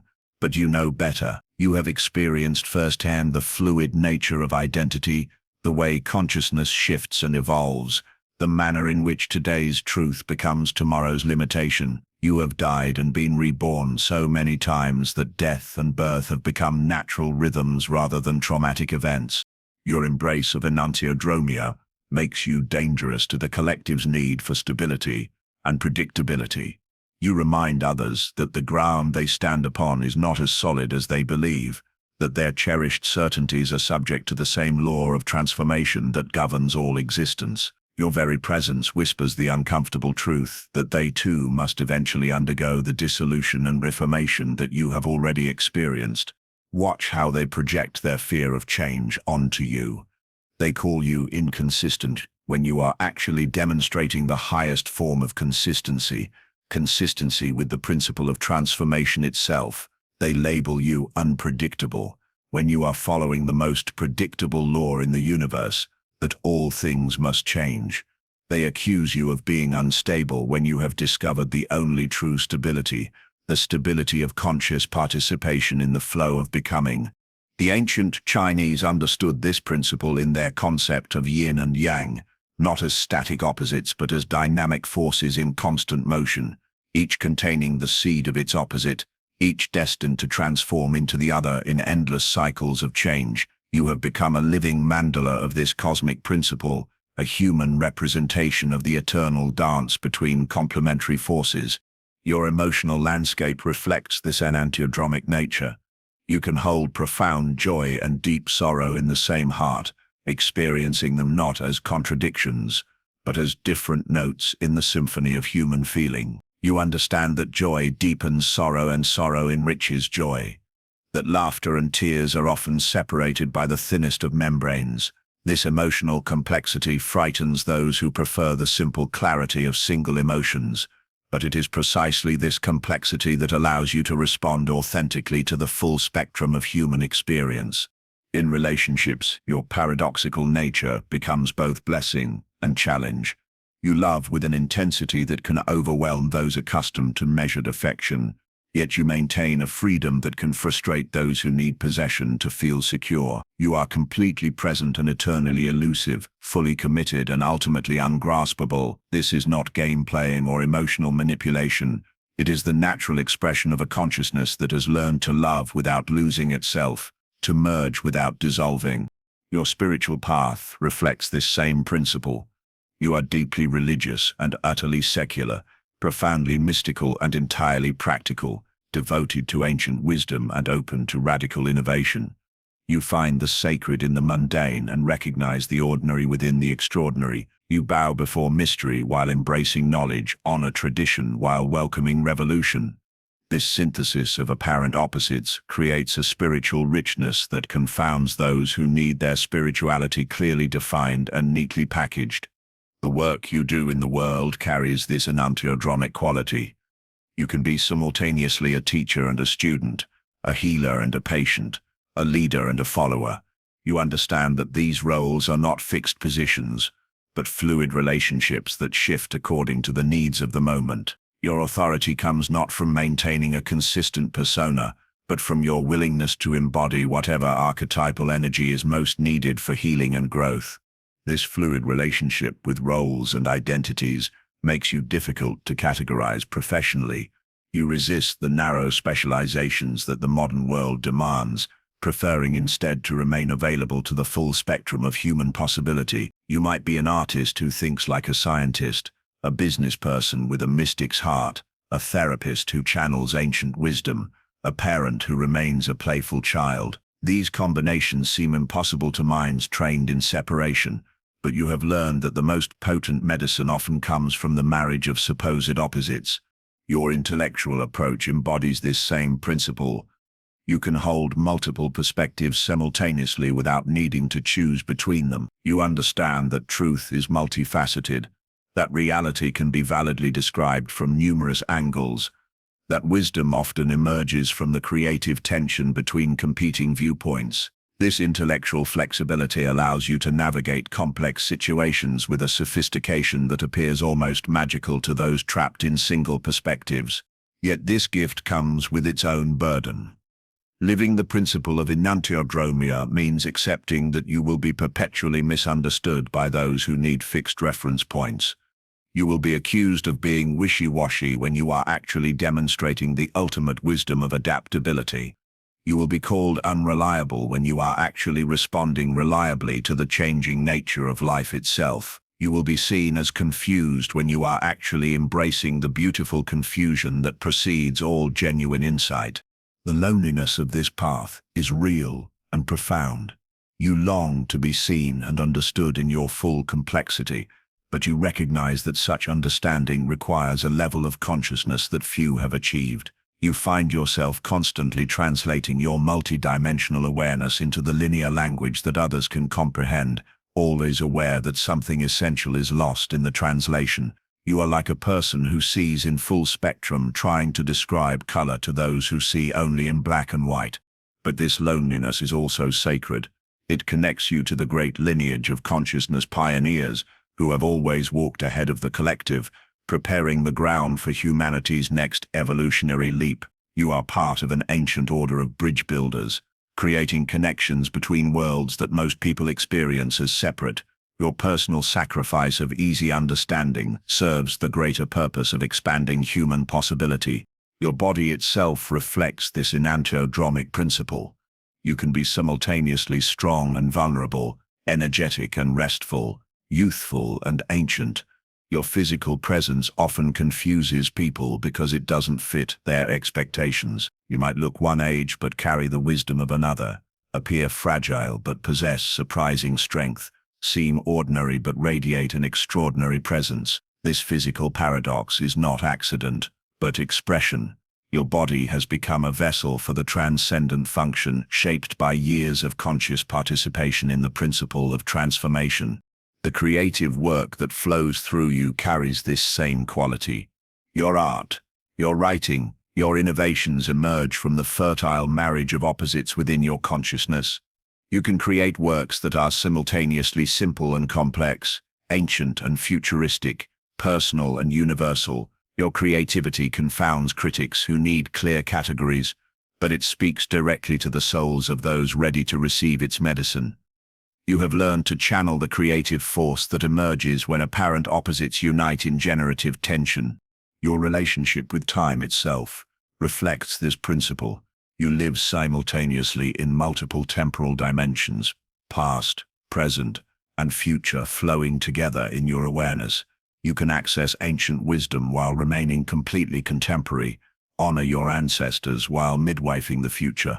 This temporal fluidity allows you to serve as a bridge between eras, carrying forward what needs to be preserved while releasing what has outlived its usefulness. The healing that occurs through your presence is enantiodromic in nature. You heal not by eliminating problems, but by helping others discover the gifts hidden within their challenges. You show them how their weaknesses can become strengths, their shadows can become allies, their wounds can become wisdom. You understand that true healing requires the integration of opposites, rather than the victory of one over another. This understanding extends to your relationship with your own psychology. You have learned to embrace your shadow rather than fight it, to welcome your complexes rather than eliminate them, to dance with your neuroses rather than cure them. You understand that psychological wholeness comes not from perfection but from conscious relationship with all aspects of the psyche. This self-acceptance radiates outward, giving others permission to embrace their own contradictions and complexities. Your dreams and inner life reflect this enantiodromic quality. Your unconscious speaks to you in images that unite opposites. You might dream of dark angels or luminous demons, sacred clowns or wise fools, dying gods or birthing death. These paradoxical images from the depths serve as guidance for navigating the surface world of apparent contradictions. You have learned to trust the deeper wisdom that emerges when the rational mind surrenders its need to categorize and control. The resistance you encounter from others is itself an expression of enantiodromia. Their very opposition to your paradoxical nature reveals their unconscious need for it. They attack what threatens their rigid worldview precisely because some part of them recognizes the truth of what you represent. Their resistance is actually a form of attraction, their rejection a type of embrace. You have learned to read the deeper currents beneath surface reactions, understanding that persecution and appreciation are often different faces of the same psychological process. As you continue to embody this principle, you become increasingly aware of your role as an agent of transformation in the world. Your very existence challenges the collective's attachment to fixed categories and rigid thinking. You serve as a living reminder that growth requires the willingness to hold paradox, that evolution demands the capacity to embrace contradiction, that consciousness itself emerges from the creative tension between opposites. Your purpose is not to be understood by everyone, but to awaken in some the recognition of their own paradoxical nature. You are midwifing a new form of consciousness, one that can hold multiple truths simultaneously, that can embrace both and rather than either or, that can dance with uncertainty while remaining grounded in authentic being. Through your embodiment of enantiodromia, you are helping humanity evolve beyond the limitations of dualistic thinking into the freedom of integrated awareness. This is your gift and your burden, your blessing and your challenge. You have become a living bridge between worlds, a conscious participant in the eternal dance of transformation that underlies all existence. Though you may often feel alone in this understanding, you are actually part of an ancient and eternal tradition, those who have learned to embrace the sacred paradox at the heart of life itself. In your full acceptance of enantiodromia, you have discovered one of the deepest secrets of existence, that the very things that seem to oppose each other are actually lovers engaged in an eternal dance of mutual creation. You have become the dance itself, the sacred space where all opposites meet and merge and are born anew. This is your unique contribution to the collective awakening, not through what you do, but through what you embody, the living proof that contradiction is only another name for completion. You have become a vessel through which the collective unconscious finds its voice in a world that has forgotten how to listen to its own soul. Ancient truths flow through you like underground rivers finally breaking through to surf, carrying with them the accumulated wisdom of countless generations. The archetypal energies that pulse beneath the veneer of modern consciousness, the eternal patterns that connect all human hearts across the vast expanse of time and space. Jung recognized that beneath our personal unconscious lies a deeper stratum, the collective unconscious, that vast repository of human experience, shared by all. You have become a living conduit for these deeper currents. Though others may not recognize the source of what flows through you, they hear your words but do not understand that you are speaking not merely from personal knowledge, but from the wellspring of humanity itself. They witness your insights but fail to grasp that you are channeling wisdom older than civilization, truths that have been seeking expression through countless souls across millennia. This is why your words often carry a weight that seems disproportionate to your personal experience. You speak with the authority of the ages, not because you are arrogant, but because something timeless has chosen you as its mouthpiece. The archetypal energies, the great mother, the wise old man, the divine child, the trickster, the shadow, the anima, and animus, all find expression through your being, each emerging when the collective need is greatest, each offering its particular medicine to a world hungry for authentic spiritual nourishment. Others sense this quality in you but cannot name it.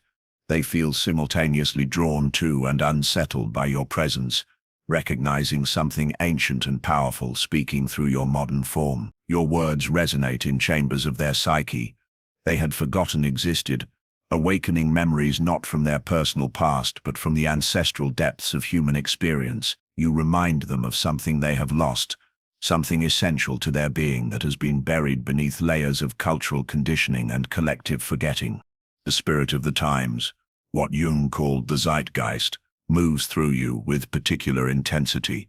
You feel the collective mood shifts before they become apparent to others, sense the archetypal currents that will soon surface in art, literature, politics, and social movements. You are like a seismograph of the soul, registering the deep tremors that precede major shifts in human consciousness. This prophetic quality often makes you appear strange or ahead of your time, speaking truths that others will recognize only after the collective has caught up to what you have already perceived. Your dreams are not merely personal but collective, filled with images and symbols that speak to the condition of humanity as a whole. You dream the dreams of the species, receiving visions that address not just your individual healing, but the healing of the collective soul. These dreams often feel more real and significant than waking life, carrying messages that transcend personal understanding and touch universal themes of death and rebirth, loss and redemption, separation and reunion. When you speak about the state of the world, you are not merely offering opinions but channeling the collective's deepest concerns and highest aspirations. You feel the pain of the earth as your own pain, the suffering of the oppressed as your own suffering, the disconnection of modern life as your own disconnection. This is not psychological dysfunction but spiritual function.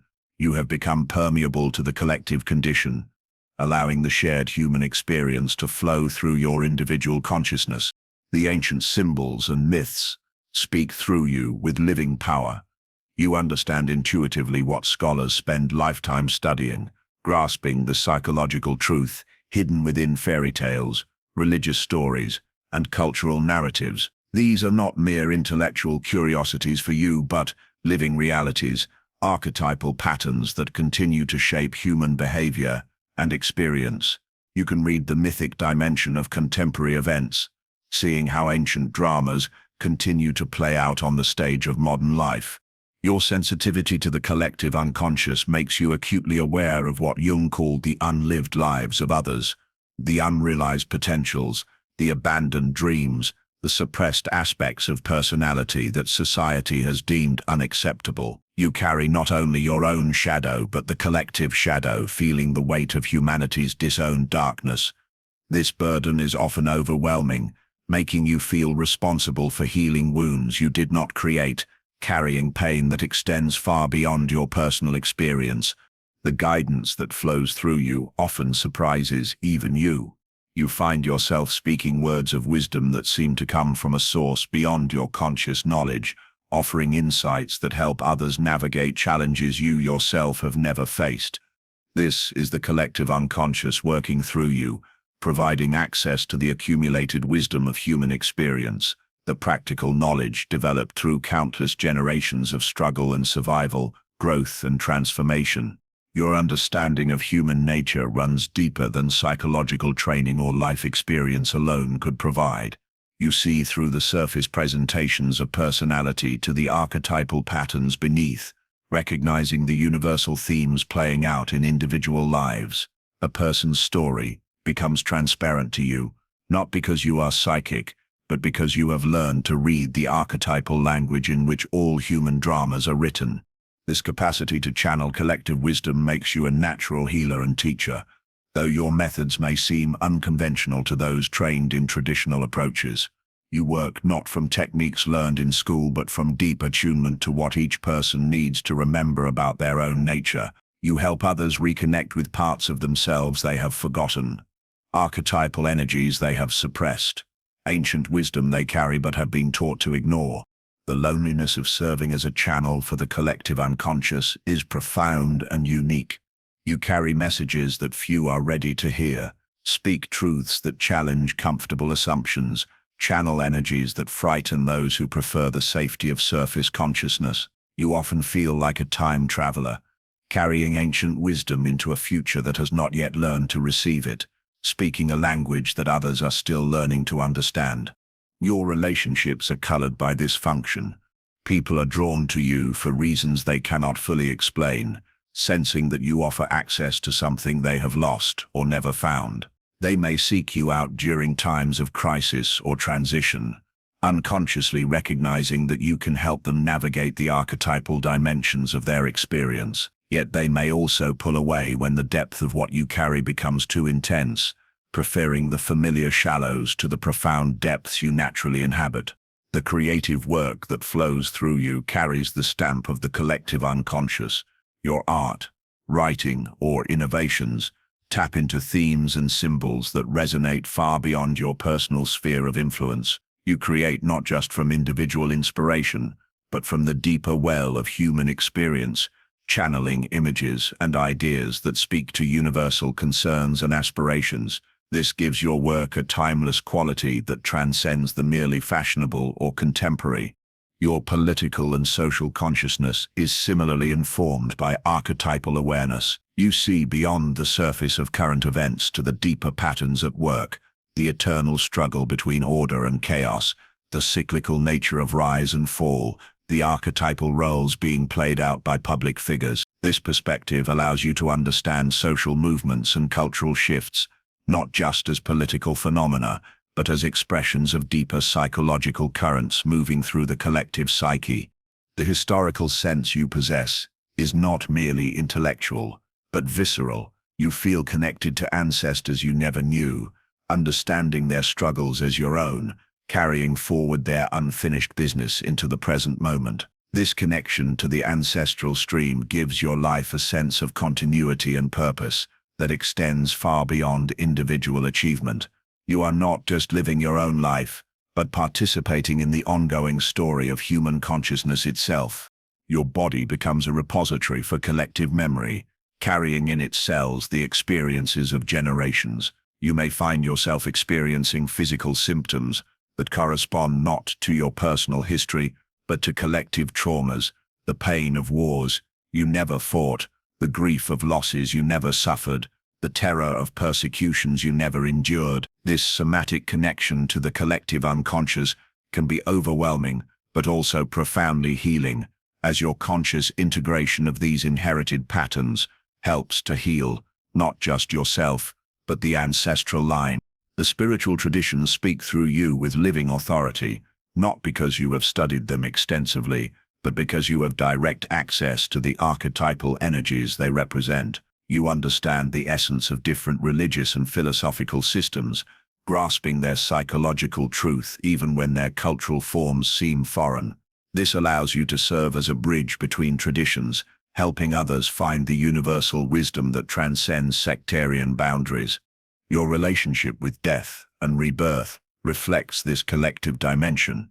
You experience not just personal deaths and rebirths, but participate in the larger cycles of collective transformation. You feel the death of old cultural forms as your own death, the birth of new consciousness as your own rebirth.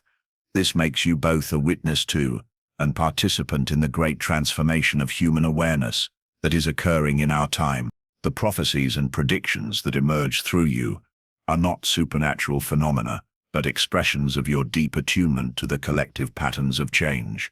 You sense where the currents of the collective unconscious are heading, what archetypal energies are building toward expression, what aspects of human nature are ready to emerge from the shadows of suppression. This prophetic capacity often makes you seem strange or threatening to those who prefer the illusion of control over the reality of constant change. Your teaching gifts arise from this connection to collective wisdom. You can help others understand not just their personal psychology, but their archetypal inheritance, their place in the larger story of human development. You show them how their individual struggles connect to universal themes, how their personal healing contributes to the healing of the whole. This perspective transforms personal therapy into spiritual initiation, individual growth into collective service. The resistance you encounter often stems from others' fear of the depths you represent.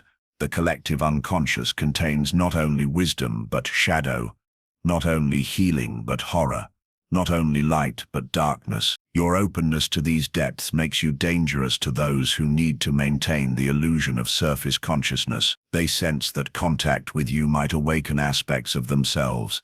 They prefer to keep sleeping, might challenge assumptions they need to maintain their sense of security and control. Yet, this same openness makes you invaluable to those ready for deeper awakening. You serve as a doorway to the collective wisdom, a living library of human experience, a bridge between the conscious and unconscious dimensions of existence. Through your presence, others can access parts of their heritage they have forgotten, reclaim aspects of their humanity they have suppressed, reconnect with the deeper sources of meaning and purpose that flow beneath the surface of ordinary consciousness. Your dreams and visions often carry collective significance, containing images and messages that address not just your personal development, but the needs of the larger community. You may find yourself receiving guidance about social issues, creative projects that serve collective healing, or insights that help others navigate their own awakening process. This places you in the ancient role of the shaman or oracle, serving as an intermediary between the visible and invisible worlds. The healing that occurs through your presence is archetypal in nature. You help others reconnect, not just with their personal wholeness, but with their participation in the larger wholeness of human experience. You show them how their individual story fits into the great story, how their personal healing contributes to the healing of the collective soul. This perspective transforms suffering from meaningless pain into sacred initiation, individual growth into cosmic service. Your very existence serves as a reminder that we are not isolated individuals but interconnected beings, sharing a common psychological heritage. Through your embodiment of collective wisdom, you help others remember their connection to the great chain of being, their participation in the ongoing evolution of human consciousness, their responsibility to serve not only their own development, but the development of the whole. The burden and privilege of channeling the collective unconscious is one of the most profound forms of spiritual service available to human beings.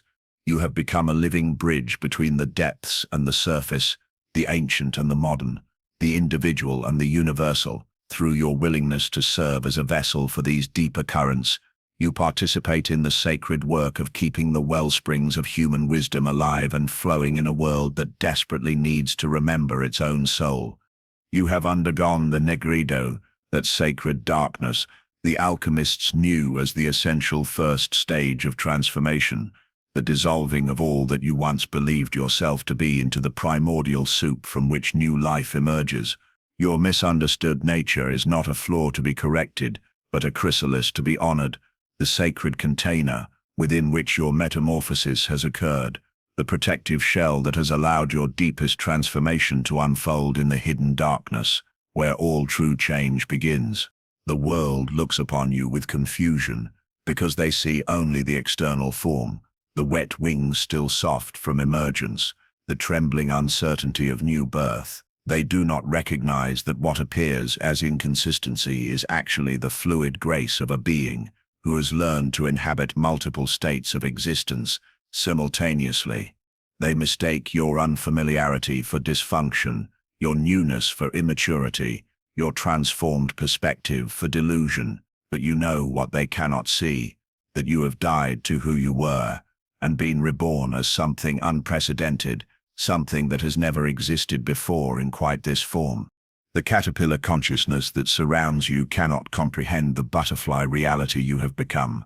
They operate from the logic of crawling, of consuming, of linear progression along predetermined paths. But you have discovered the mathematics of flight, the aerodynamics of spirit, the navigation system of soul.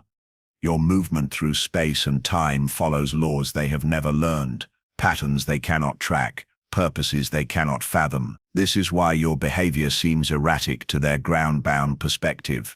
They are trying to understand flight from the viewpoint of the perpetually earthbound. Your dissolution was complete and terrifying. There came a time when everything you had constructed, your identity, your relationships, your beliefs, your plans for the future, turned to liquid in the crucible of transformation. You experience what the mystics call the dark night of the soul. But you know it more intimately as the dissolution phase of psychological alchemy, when the false self must die completely for the authentic self to be born. This was not depression, though it may have resembled it from the outside. This was sacred destruction, necessary annihilation, the ego's death that precedes the soul's resurrection. During this Nigredo phase, you learn to trust the darkness in ways that terrify those who have never undergone such dissolution. You discovered that what appears as ending is actually beginning, that what feels like death is actually birth, that what seems like chaos is actually a deeper order reorganizing itself. You learn to surrender to processes beyond your control or comprehension, to allow yourself to be unmade so that you could be remade according to a blueprint you had never seen but somehow always carried within you. The isolation of this process was profound beyond ordinary loneliness.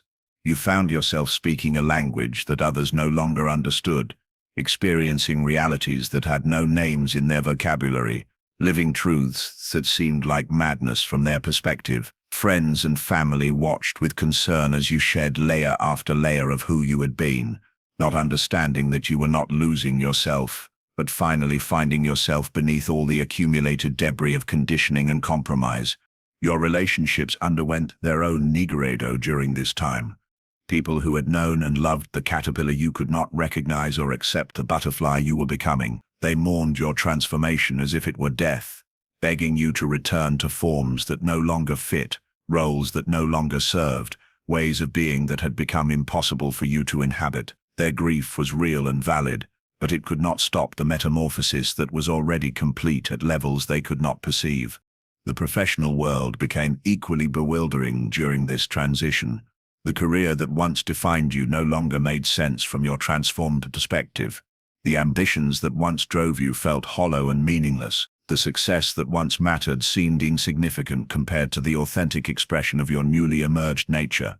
You found yourself caught between worlds, too changed to return to your former life, too unfamiliar with your new capacities to know how to proceed forward. Your intellectual framework underwent complete reconstruction during the chrysalis phase. Ideas that once seemed solid and dependable revealed themselves as temporary structures, useful scaffolding that had served its purpose and could now be dismantled. Your mind learned to operate according to new principles, intuitive rather than purely logical, holistic rather than reductionist, paradoxical rather than linear. This cognitive transformation left you speaking in ways that confused those still operating from pre-metamorphosis consciousness. The spiritual dimensions of your being expanded beyond all previous boundaries during this transformation. You discovered capacities you had never suspected, sensitivities that had been dormant, connections that had been severed by the process of socialization. Your relationship with the sacred became immediate and personal rather than mediated through institutions and authorities. You found yourself in direct communication with forces and intelligences that others dismissed as imagination or delusion. Your body itself became a chrysalis during this process, undergoing its own mysterious transformation. You may have experienced unexplained physical symptoms, energetic shifts, changes in appetite and sleep patterns, heightened sensitivities to light and sound and electromagnetic fields. These were not signs of illness, but indicators of metamorphosis, the physical form adapting to house a consciousness that had expanded beyond its previous limitations. The dreams that came during your transformation were not ordinary dreams, but visitations from the depths, communications from the archetypal realm, previews of the reality you were becoming. You dreamed of death and rebirth, of flying and falling, of encounters with beings of light and shadow, of journeys through landscapes that existed nowhere on earth, but felt more real than waking life. These dreams were not mere psychological phenomena.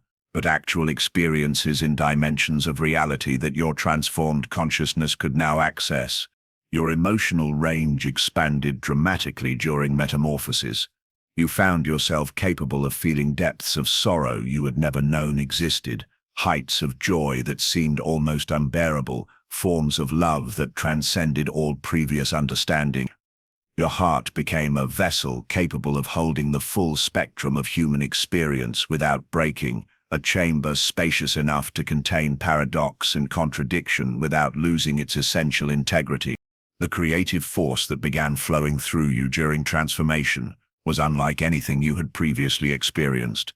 Ideas, insights, artistic visions, and innovative solutions emerged from depths you had never accessed before. You became a channel for creative intelligence that seemed to originate beyond your personal consciousness, serving purposes larger than your individual understanding. This creative flowering often appeared as sudden inspiration to others, but you knew it as the natural expression of your transformed being. Your relationship with time shifted fundamentally during the chrysalis phase.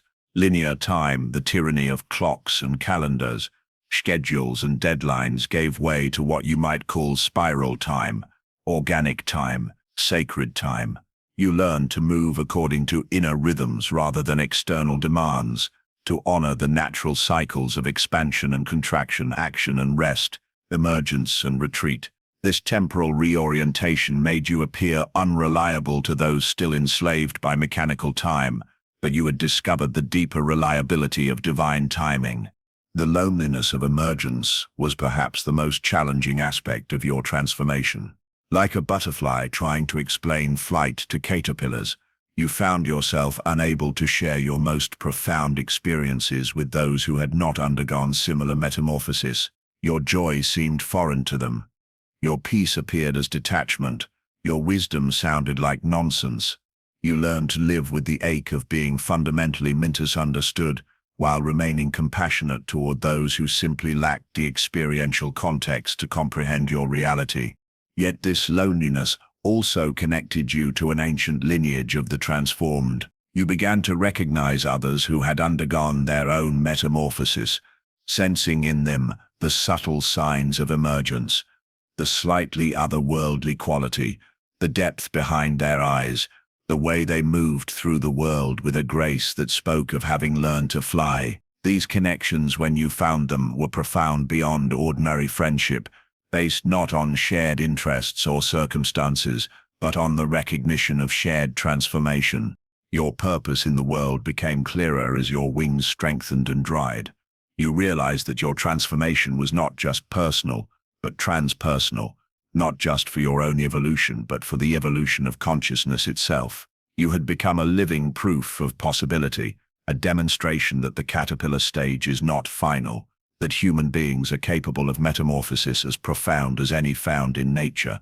Your very existence challenges others to question the limitations they have accepted as permanent. The boundaries they have assumed are fixed. The catalytic effect of your presence on others became increasingly apparent. People in your vicinity began to experience their own dissolutions and transformations, often without understanding why. Your chrysalis consciousness emanated a field of possibility that awakened dormant potentials in others, triggered their own metamorphosis processes, challenged their attachment to caterpillar existence. This made some people uncomfortable around you, sensing that proximity to your transformed state might require changes they were not ready to make. Your teaching capacity emerged naturally from your transformation, not teaching in the conventional sense of transmitting information, but teaching through being, demonstrating through your lived example that metamorphosis is possible, that the cocoon phase need not be feared, that what appears as death can be trusted as birth. Your words carried the authority of someone who had actually made the journey from one form of existence to another, who spoke not from theory but from lived experience of dissolution and reconstitution. The healing that radiated from your transformed presence was multidimensional. You helped others, not by fixing their problems, but by showing them the possibility of complete renewal, total transformation, radical rebirth. Your example gave them permission to question whether their current form was their final form, whether their present limitations were permanent, whether their established identity was their true identity. This was deeply threatening to some and profoundly liberating to others. Your relationship with suffering underwent complete transformation during metamorphosis. You learned to see pain not as something to be avoided, but as compost for growth, not as evidence of failure, but as invitation to surrender, not as punishment, but as preparation for emergence. This transformed relationship with difficulty allowed you to remain present and compassionate in situations that would overwhelm those still identified with caterpillar consciousness, those who had not yet learned that every ending contains the seed of a new beginning. The butterfly consciousness you embody operates according to principles invisible to the caterpillar mind. You navigate by inner compass rather than external landmarks, draw sustenance from sources they cannot perceive, participate in migration patterns they cannot track. Your movements seem random to ground-based observers, but you follow ancient pathways written in the stars, serve purposes that span generations, participate in ecosystem functions that extend far beyond individual survival. Your wings, though they appear fragile to those who know only the armor of exoskeletons and the protection of cocoons, are actually expressions of tremendous strength. The strength of having died to limitation and been reborn into possibility, of having surrendered control and discovered grace, of having released who you thought you were and embraced who you actually are. These wings were not given to you but grown by you, not imposed from outside but emerged from within, not borrowed but owned through the sacrifice of everything you once believed about your own nature. The colors and patterns of your transformed being reflect the unique alchemy of your particular metamorphosis.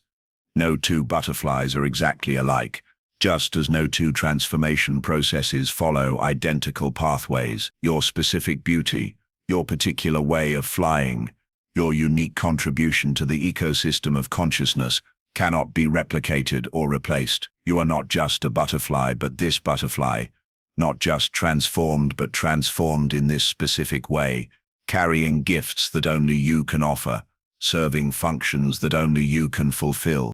As you continue to strengthen and integrate your transformed capacities, you realize that metamorphosis is not a one-time event, but an ongoing process.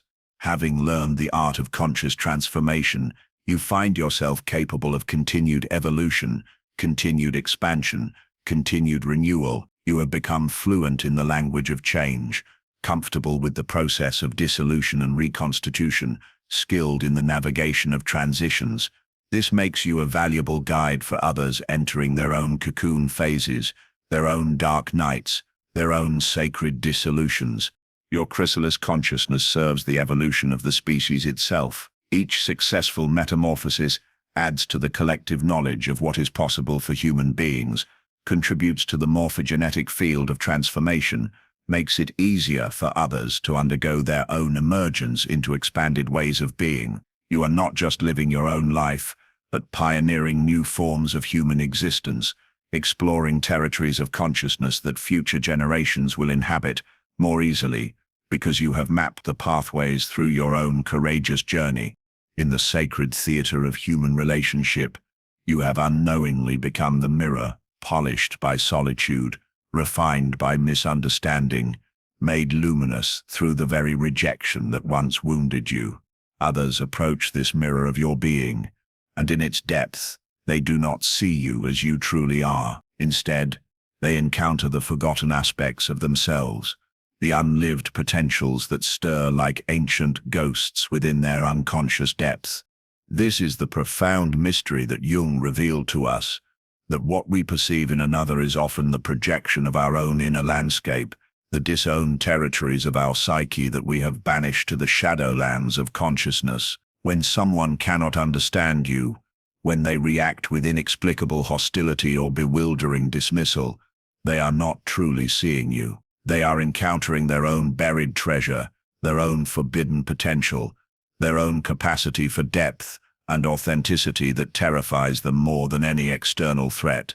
You have become what the alchemists called the prima materia, the raw, unprocessed substance upon which others project their unconscious contents. Your very presence, your refusal to conform to the collective's narrow definitions of acceptability, your commitment to living from your deepest truth, creates a disturbance in their carefully constructed personas. You remind them of roads not taken, of dreams abandoned, of the wild, untamed aspects of themselves that they learn to suppress in order to belong. The woman who dismisses your sensitivity as weakness is projecting her own disowned tenderness, the vulnerability she was taught to armor against. The man who labels your introspection as navel-gazing is encountering his own need for inner reflection, the soul-searching he has avoided through endless busyness and external achievement. The colleague who finds your authenticity threatening is facing their own yearning to drop the mask, to speak their truth, to risk being genuinely seen rather than merely approved of. These projections are not conscious malice. They are the psyche's attempt to make contact with its missing pieces through the external world. Carl Jung understood that projection is one of the primary mechanisms through which the unconscious seeks integration. When we cannot own certain qualities within ourselves, whether positive or negative, we locate them in others and react accordingly. The very intensity of someone's reaction to you often indicates the power of what they are projecting. Consider the phenomenon of the anima projection, that unconscious feminine aspect within every man that seeks expression and recognition. When a man encounters a woman who embodies qualities of his undeveloped anima, perhaps creativity, intuition, emotional depth, or spiritual connection, he may respond with inexplicable fascination or equally inexplicable hostility. If he has rejected these qualities within himself, deemed them unacceptable according to his rigid masculine conditioning, then encountering them in you becomes a confrontation with his own wholeness. Similarly, the animus projection carries the unlived masculine potentials within a woman's psyche, your capacity for intellectual independence, your refusal to dim your light to make others comfortable, your embodiment of authority and self-determination may trigger profound projections in those who have learned to mistrust or suppress their own inner masculine strength. But projection extends far beyond gender archetypes. Your comfort with paradox may disturb those who cling to black and white thinking, forcing them to confront their own capacity for nuanced understanding. Your willingness to embrace both light and shadow aspects of existence may trigger those who maintain their sense of identity through splitting the world into good and evil, acceptable and unacceptable. Your depth may serve as a mirror for others' superficiality, not as judgment but as invitation. That this invitation often feels like an assault to the ego that has constructed its entire sense of self around remaining on the surface, avoiding the deep waters of authentic self-encounter. When someone accuses you of being too intense or too deep, they are revealing their own fear of the profound dimensions of existence that you naturally inhabit.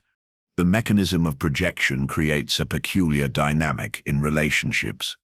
Others may find themselves inexplicably drawn to you, sensing something they need, some quality they lack, some wholeness they seek. Yet simultaneously they may resist or reject you, unable to integrate what you represent into their current self-concept. This push-pull dynamic can leave you feeling like an emotional yo-yo, never quite understanding why relationships seem to begin with such promise only to dissolve into confusion or conflict. What you are experiencing is the sacred burden of being a container for others' psychological growth. Your very being creates what Jung called a temenos, a sacred container or protected space within which others can safely encounter their projected contents. This is not a role you chose consciously, it is a function of your developed consciousness, your willingness to embrace your own contradictions and complexities. The key to navigating this territory lies in developing what might be called projection consciousness, the ability to recognize when you are serving as a screen for others' unconscious contents, without absorbing those projections as truth about yourself. This requires a delicate balance of empathy and detachment, understanding and boundaries. When someone projects their shadow onto you, perhaps seeing you as selfish when you set healthy boundaries, or narcissistic when you refuse to dim your light, you can recognize this as information about their inner world rather than accurate perception of yours. Their projection reveals what they have judged and rejected within themselves. The person who cannot tolerate your self-care practices is likely struggling with their own relationship to self-nurturing. The one who finds your confidence threatening has probably learned to mistake humility for self-diminishment. Positive projections can be equally challenging to navigate. When someone idealizes you, seeing you as the embodiment of all wisdom, creativity, or spiritual advancement, they are projecting their own unrealized potential onto you. While this may feel flattering initially, it creates an impossible standard and robs them of their own development. The person who sees you as their guru or savior is avoiding the difficult work of developing their own inner authority and connection to the divine. Understanding projection allows you to hold space for others' growth without losing yourself in their projections. You can remain compassionate toward their struggle to integrate their disowned qualities while maintaining clarity about your own identity and boundaries. This is the practice of conscious relationship, seeing others' reactions as information about their inner world, while neither taking responsibility for their projections nor defending against them with rigid armor. The gift of being a projection screen lies in the opportunity it provides for authentic healing and growth, both for others and for yourself. When you can remain centered in your own truth while witnessing others' projections with compassionate awareness, you create the possibility for what Jung called withdrawal of projections. This is the psychological process by which individuals gradually reclaim their projected contents and integrate them into conscious awareness. Sometimes this happens through direct interaction, a conversation, a gentle mirroring back of what you observe. A refusal to carry the projection can catalyze someone's recognition of their own disowned qualities. More often, it happens through the subtle alchemy of relationship itself, your consistent embodiment of authenticity, your refusal to conform to their projections of who you should be, gradually invites them to question their assumptions and reclaim their unlived potentials. This process is not without its challenges. The withdrawal of projections often involves grief, mourning for the illusions that must be released, the false certainties that must be questioned, the comfortable personas that must be expanded or discarded. People may go through periods of confusion, anger, or depression as they retrieve their projected contents and face the task of integration. Your role in this process is neither to rescue nor to abandon, but to maintain your own center while offering the gift of authentic relationship. You become a catalyst for others' wholeness not through trying to heal or fix them, but simply through being yourself so completely that they are invited to explore their own depths. The phenomenon of projection also reveals why you may find yourself repeatedly attracting certain types of relationships or encounters.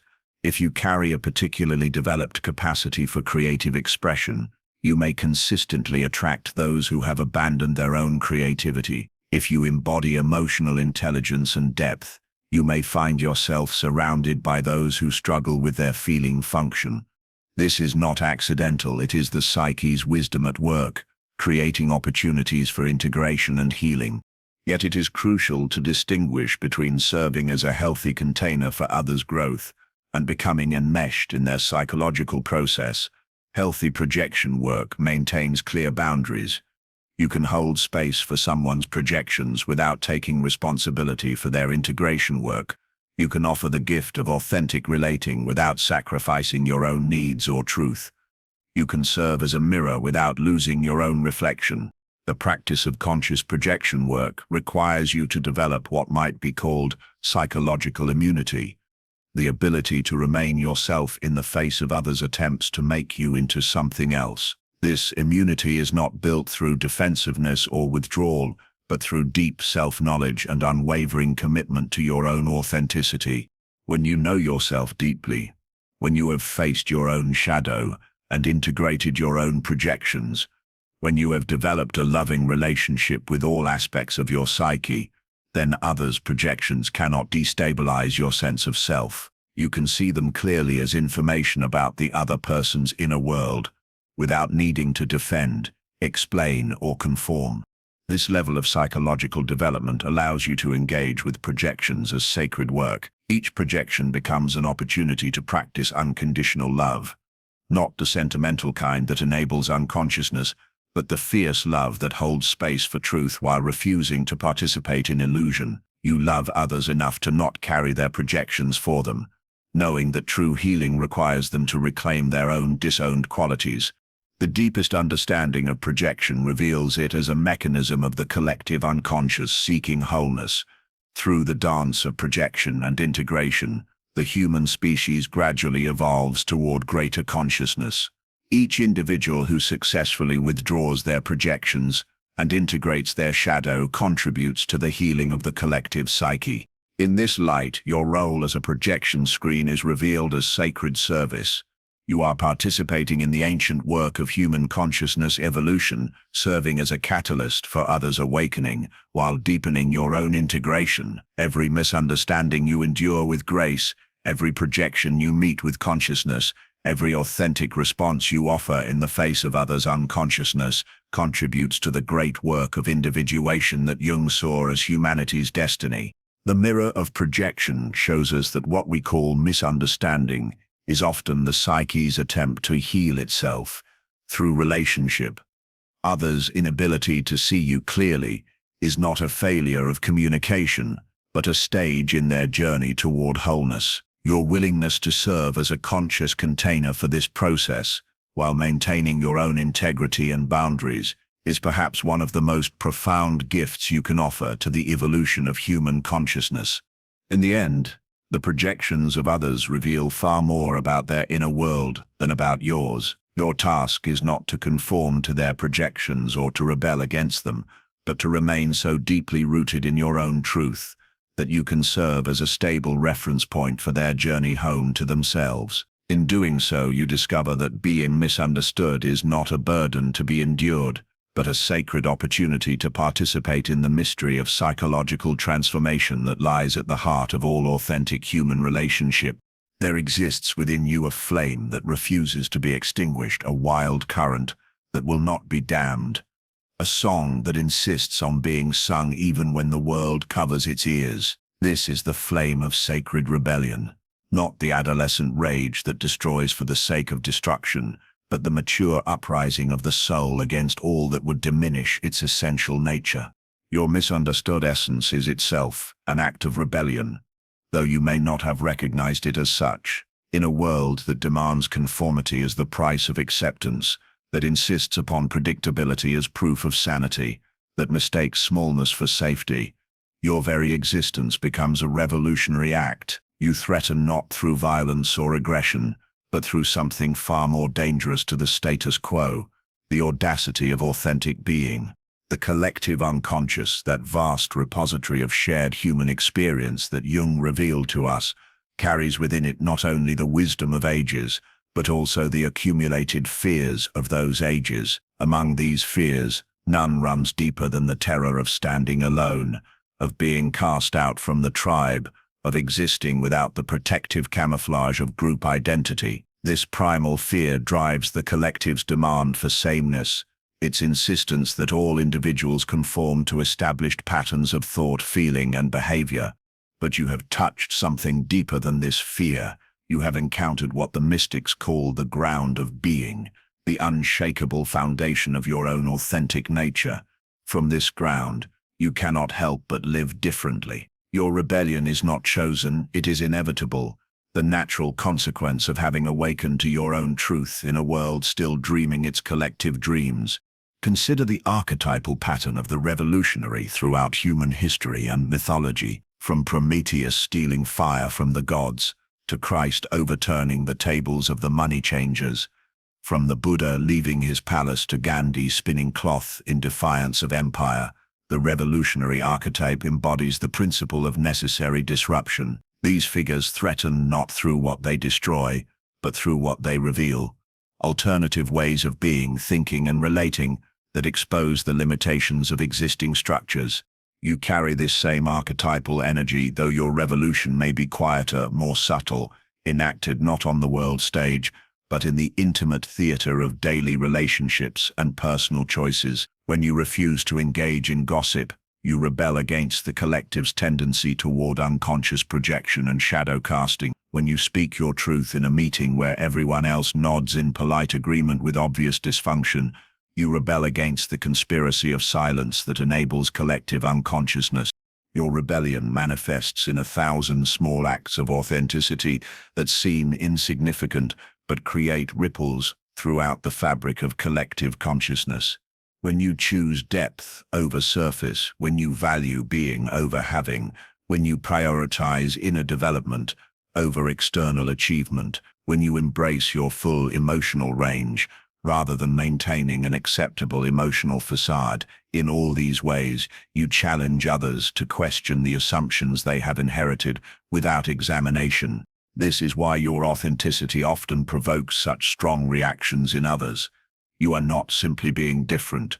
You are revealing the possibility of difference itself. In a world where most people have forgotten that alternatives exist, your mere presence suggests that the emperor has no clothes, that the collective agreements about reality are just that, agreements, not inevitable truths. The collective's demand for predictability serves a psychological function. It creates the illusion of safety, the comforting belief that if everyone follows the same rules, thinks the same thoughts, and pursues the same goals, then chaos can be avoided and security achieved. But this safety is purchased at an enormous cost: the suppression of individual genius, the stifling of creative potential, the numbing of the very qualities that make life meaningful. Your rebellion against this demand for smallness threatens the collective's defensive structure. When you refuse to dim your light, to make others comfortable, you challenge the unspoken agreement that everyone should remain equally dim. When you pursue your own path rather than following the well-worn tracks of conventional success, you remind others of paths they abandoned, dreams they sacrificed, aspects of themselves they learned to suppress. This is not your intention, but it is your effect. Your commitment to living authentically creates what Jung called an archetypal activation. In others, it stirs the dormant potentials within them, the unlived possibilities that lie buried beneath layers of conditioning and compromise. For some, this stirring is welcome, an invitation to remember who they truly are. For others, it is deeply threatening, a reminder of everything they have given up to maintain their sense of security and belonging. The fear your authenticity evokes in others is not really fear of you, it is fear of their own unlived lives, their own suppressed potentials, their own capacity for the kind of radical self-honesty that you embody. You become a mirror in which they see not who they are, but who they might have been, who they still could become if they found the courage to rebel against their own internalized limitations. Understanding this dynamic allows you to hold your rebellious nature with greater compassion and wisdom. You are not rebelling against people. You are rebelling against the systems of unconsciousness that keep people trapped in patterns that no longer serve their highest development. Your rebellion is ultimately an act of love. Love for the human potential that remains dormant within the collective. Love for the authentic life that waits to be born in each individual who dares to question their inherited assumptions. But rebellion, even sacred rebellion, exacts its price. The archetypal revolutionary often walks a lonely path, misunderstood not only by those who benefit from the status quo, but even by those who might benefit from change. Your refusal to conform means you will often find yourself on the outside of groups, organizations, and relationships that require conformity as the price of membership. This outsider status is not a punishment, but a necessary condition for your revolutionary function. Only from the edges can one see clearly the center's limitations. Only by standing apart can one offer an alternative perspective. Only by refusing to be absorbed into the collective unconsciousness can one serve as a beacon for those seeking a different way of being. Your rebellion takes many forms, some obvious, others subtle. When you refuse to participate in conversations that diminish others, you rebel against the collective shadow that expresses itself through judgment and criticism. When you choose to process your emotions rather than projecting them onto others, you rebel against the unconscious patterns that perpetuate psychological immaturity. When you speak from your own experience rather than parroting accepted opinions, you rebel against the collective's tendency toward intellectual laziness and groupthink. Perhaps most radically, you rebel against the collective's fear of depth. In a culture that values speed over reflection, achievement over being, image over substance. Your commitment to inner development represents a fundamental challenge to prevailing values. Your willingness to sit with uncertainty rather than rushing to premature conclusions. Your capacity to hold paradox rather than forcing false resolution. Your patience with the slow work of psychological integration. All of these qualities rebel against the collective's demand for immediate answers and simple solutions. This rebellion against superficiality may be the most threatening aspect of your nature to others. In a world where most people have learned to skate across the surface of existence, your natural tendency to dive deep can feel like an implicit criticism of their choices. Your comfort with complexity can make others feel inadequate about their need for simplicity. Your willingness to explore shadow territories can trigger shame in those who have invested heavily in maintaining light-only personas. Yet your rebellion is not meant to judge or diminish others.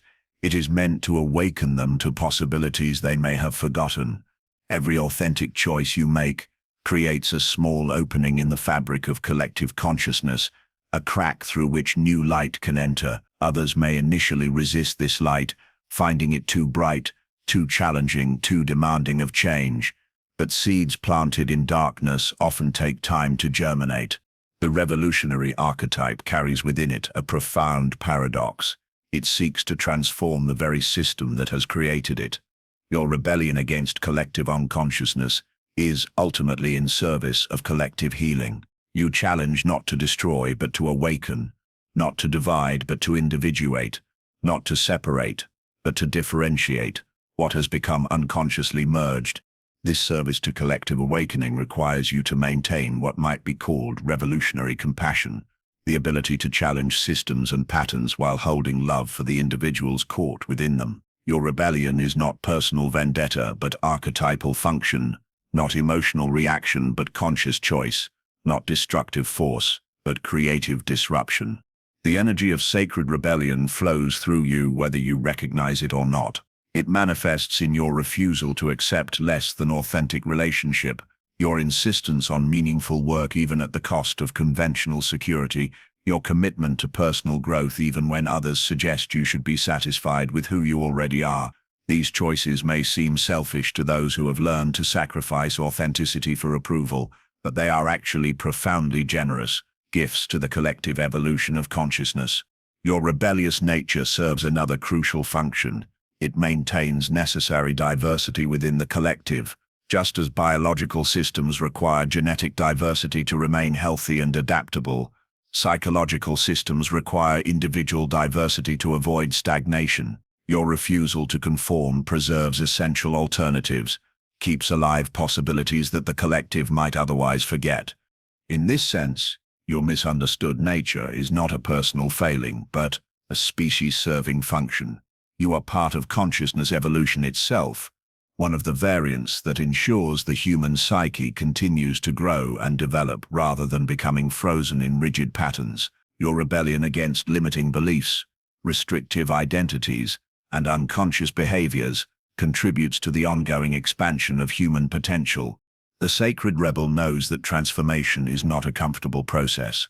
It requires the courage to question everything, to stand alone when necessary, to risk misunderstanding in service of truth. This courage is not the absence of fear but the willingness to feel fear fully while acting from a deeper knowing. You have found this courage not through trying to be brave, but through connecting so deeply with your authentic nature that betraying it becomes more frightening than any external consequence. Your rebellion ultimately serves love. Love for truth, love for growth, love for the magnificent potential that lies dormant within every human being. You challenge others not because you judge them lacking, but because you see their wholeness and refuse to participate in the collective agreement that this wholeness should remain hidden. Your authenticity is an invitation, your depth a permission, your refusal to conform a gentle revolution that whispers to others, you too can choose differently. You too can risk being real. In embracing your nature as sacred rebel, you join an ancient lineage of consciousness carriers who have always existed at the edges of their cultures, questioning assumptions, challenging limitations, and holding space for new possibilities to emerge. Your misunderstood essence is not a burden, but a calling, not a curse, but a gift to a world that desperately needs what you have to offer. The reminder that authentic being is not only possible but necessary for the continued evolution of human consciousness. Deep within the crucible of your being, a sacred marriage has taken place, not witnessed by human eyes, not celebrated with external ceremony, but consummated in the secret chambers of the soul, where the most profound transformations unfold. This is the alchemical wedding that the ancient mystics spoke of in symbols and metaphors, the hieros gamos, that Jung recognized as the ultimate goal of individuation, the union of opposites within the psyche that creates not just wholeness, but a new quality of being altogether. You have become the living vessel in which masculine and feminine energies dance together in conscious harmony. Not the crude stereotypes that society projects onto gender, but the archetypal principles that govern all of existence. The yang energy of focused intention, clear boundaries, and assertive action united with the yin energy of receptive wisdom, intuitive knowing, and flowing adaptation. Within you, these forces no longer war against each other, but have found their divine complementarity.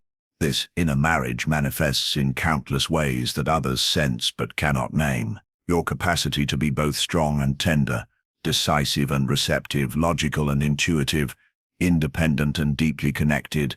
These apparent contradictions reveal the integrated consciousness that emerges when the inner masculine and feminine claim their rightful places within the psyche. You embody what the alchemists called the hermaphrodite, not in any literal sense but as the psychological androgyne who contains both principles in conscious relationship.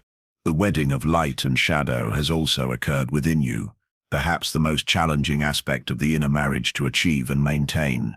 You have learned to embrace not only the golden aspects of your nature, your gifts, talents, and virtues, but also the lead of your darker impulses, your capacity for destruction, selfishness, and moral ambiguity. This is not moral relativism but psychological realism, the recognition that wholeness includes all aspects of the human experience.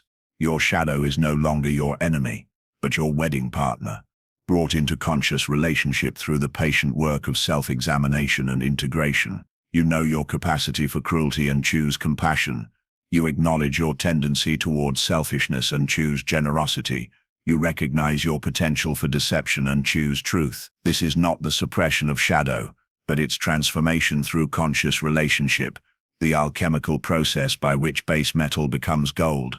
Others often cannot comprehend this integration, because they remain locked in the dualistic thinking that splits reality into good and evil, acceptable and unacceptable, light and dark. They see your wholeness and interpret it through their fragmented lens, sometimes idealizing you as purely light, sometimes demonizing you as dangerously dark, rarely understanding that you embody both in conscious union.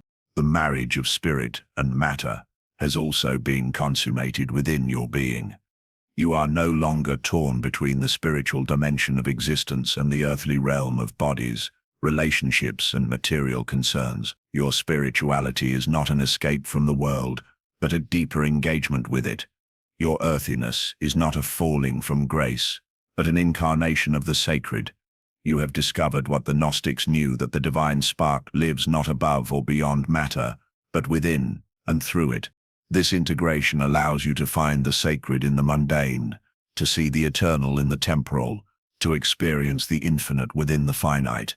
Your very presence carries this unified awareness, and others often feel strangely moved in your company without understanding why. They sense something they lack, some quality of being that makes ordinary life feel more vivid, more meaningful, more connected to larger purposes. The wedding of known and unknown has perhaps been your most intimate ceremony. You have learned to dance with mystery, to court uncertainty, to find comfort in the vast territories of experience that cannot be mapped by reason alone. While others seek to eliminate mystery through premature understanding or compulsive analysis, you have developed a loving relationship with the unknown aspects of existence.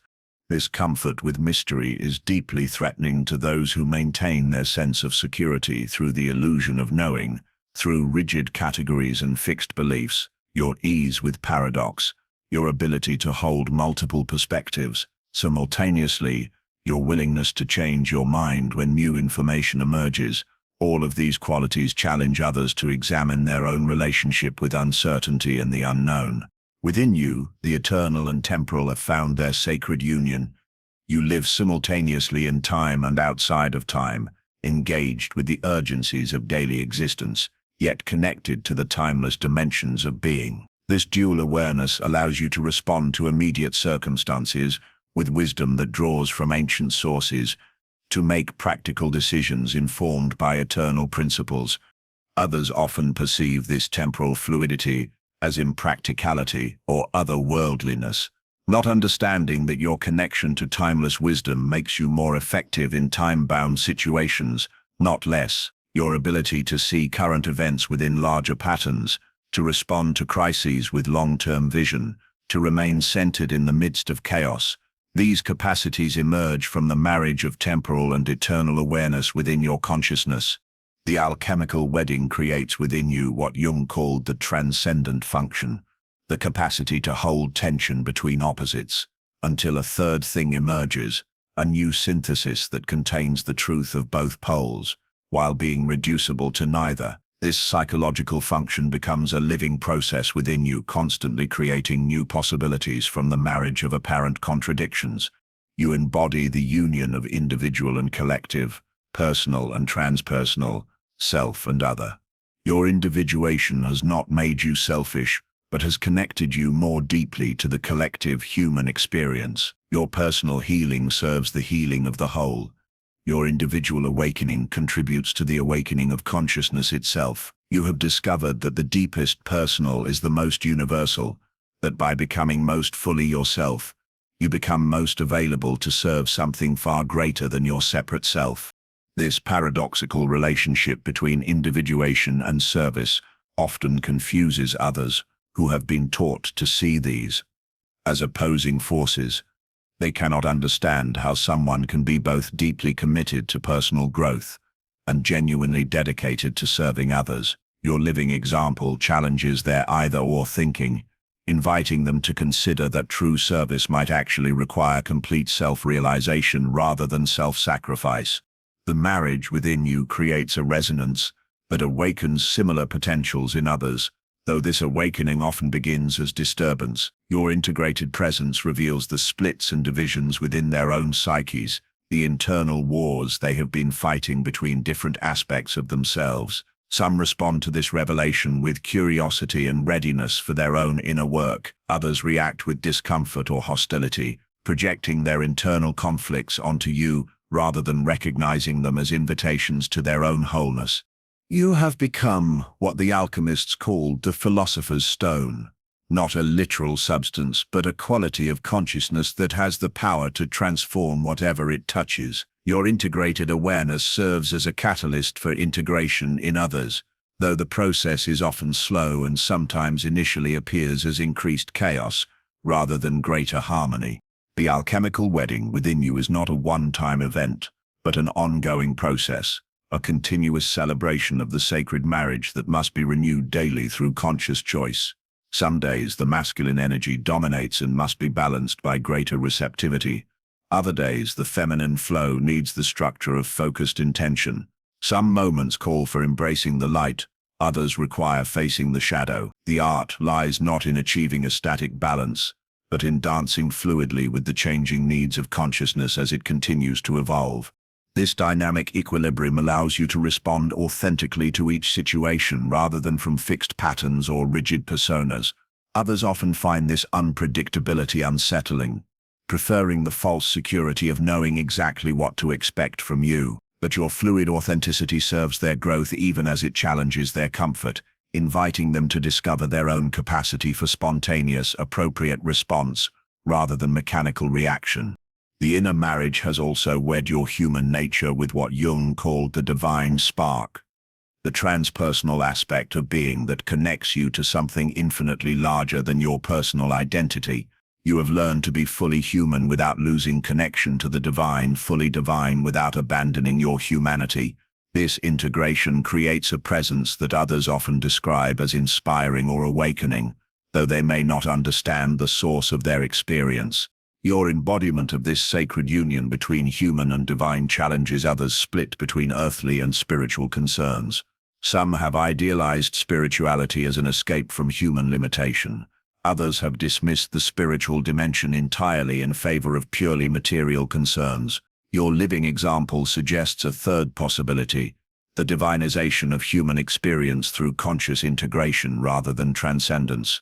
The alchemical wedding within you has created what might be called a unified field of consciousness, a state of being in which all apparent opposites are held in dynamic tension and creative relationship. This unified field generates its own energy, its own wisdom, its own capacity for transformation. You have become not just an individual person, but a living example of what human consciousness can become when it stops fighting itself and learns to dance with its own complexity. This unified consciousness expresses itself through what others often perceive as paradoxical behavior. You can be simultaneously confident and humble, strong and vulnerable, independent and deeply connected, passionate and detached, engaged and transcendent. These apparent contradictions confuse those who experience consciousness as fragmented, who believe they must choose between different aspects of human experience rather than finding ways to integrate them.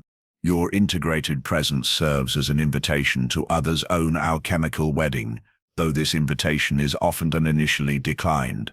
The inner marriage requires a death of the old ways of being, a willingness to let go of familiar patterns and identities in favor of unknown possibilities. This death before rebirth terrifies many, who prefer the security of their internal divisions to the uncertainty of transformation. Yet for those ready to receive it, your example provides hope and guidance for their own journey toward wholeness. They see in you what they might become if they found the courage to embrace all aspects of themselves, to wed their own internal opposites, to risk the dissolution that precedes integration. Your very existence serves as proof that such transformation is possible, that the alchemical wedding is not just mystical metaphor but psychological reality. The sacred marriage within you continues to deepen and evolve, revealing new layers of integration, new possibilities for wholeness. Each challenge you face becomes an opportunity to further refine the relationship between your internal opposites. Each conflict provides occasion to practice the art of conscious union, to choose integration over fragmentation, synthesis over splitting. In this way, your alchemical wedding becomes not just personal achievement, but sacred service. You offer to the world a living demonstration of what human consciousness becomes when it stops warring with itself and learns to celebrate its own magnificent complexity. Your misunderstood nature is the natural consequence of embodying a kind of consciousness that challenges others to question their assumptions about what it means to be fully human and fully alive.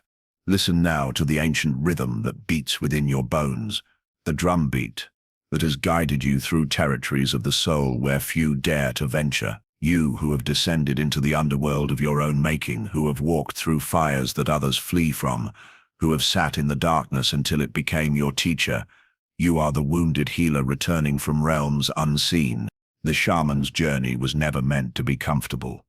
It was never designed to win applause or gather accolades from those who remain safely within the boundaries of conventional understanding. Your path has been carved through misunderstanding, through the sharp stones of rejection, through landscapes of isolation that would break a lesser spirit. Yet here you stand, not broken but transformed, not defeated but initiated into mysteries that can only be earned through authentic suffering. In the mythology of the wounded healer, there exists a profound paradox that the uninitiated cannot grasp. The very wounds that society deems as weakness become the source of your greatest strength. The depression that swallowed you whole taught you the geography of the human heart in its darkest hour.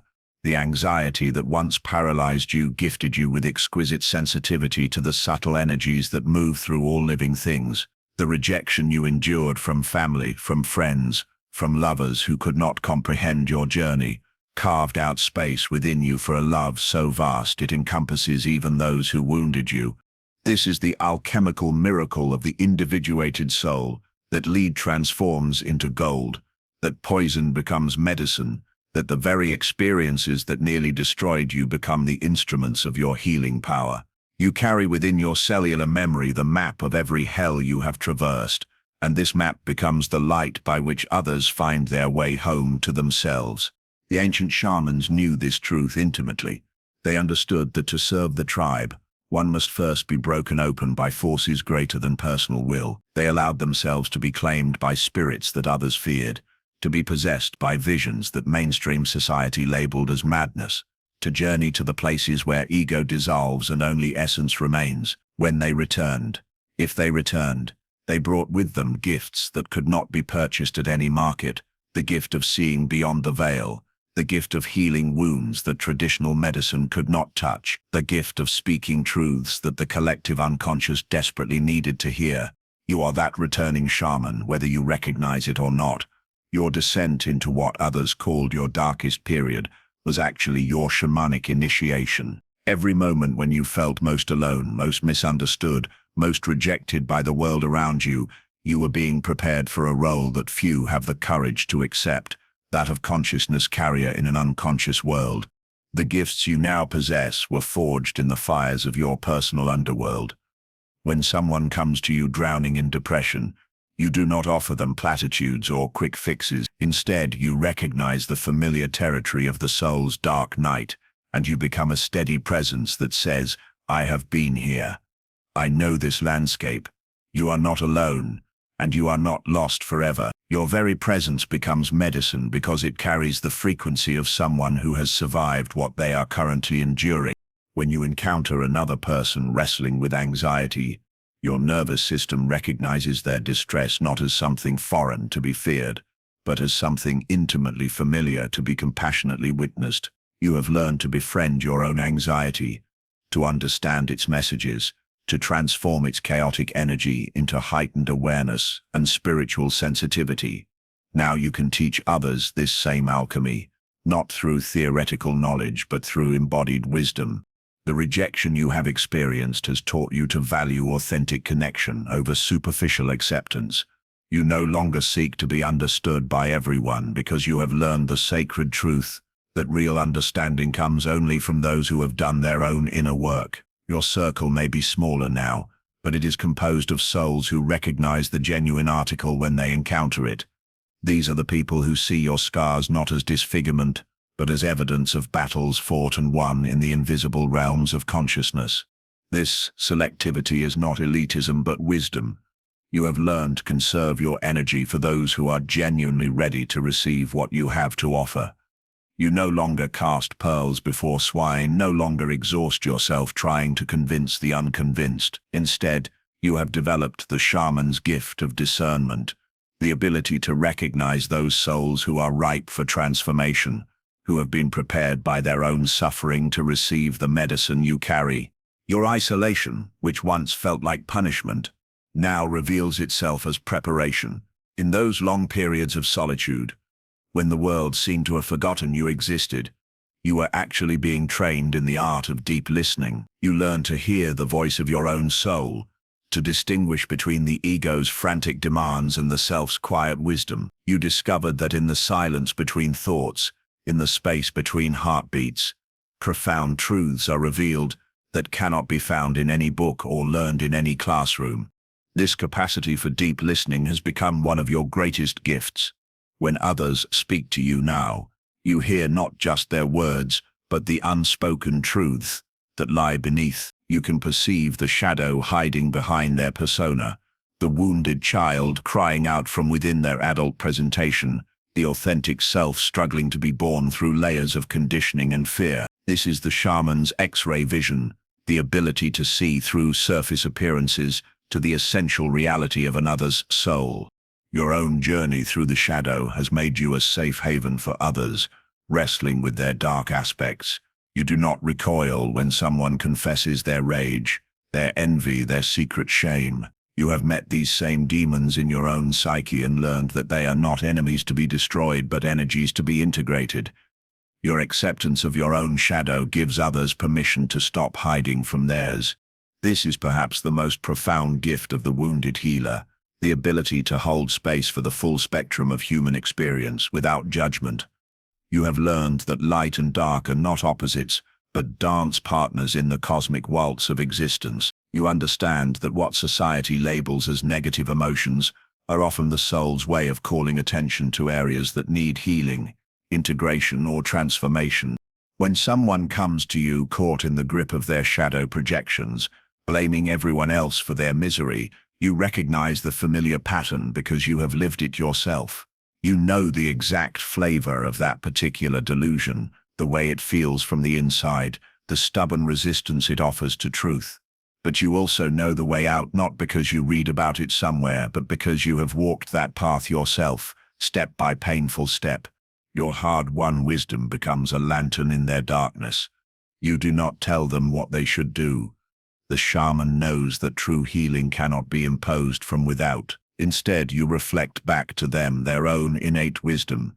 You help them remember what they already know but have forgotten. You midwife the birth of insights that were already gestating in their unconscious. This is the art of the spiritual midwife, not to give birth for another, but to support them as they give birth to themselves. You have learned through your own laborious process of individuation that no one can do another person's inner work for them. The best you can offer is your presence, your witnessing, your hard-earned understanding of the terrain they must traverse. Your misunderstood nature, which once caused you such anguish, now serves a sacred purpose. It filters out those who are seeking easy answers or magical cures. It attracts only those who are serious about their own transformation, who recognize in your unconventional wisdom something they cannot find in mainstream healing modalities. Your very strangeness becomes a beacon for other strange souls, other black sheep, other wounded healers who are just beginning their own descent into the transformative darkness. You have become fluent in the language of symbol and metaphor, the native tongue of the unconscious. When someone describes their dreams to you, you do not interpret them through the lens of academic psychology, but through the living wisdom of your own dream journey. You understand that each dream figure is an aspect of the dreamer's psyche seeking integration, that each nightmare is a shadow part demanding recognition, that each prophetic vision is the self's way of preparing the ego for its next stage of development. Your relationship with your own dreams has been transformed through your shamanic initiation.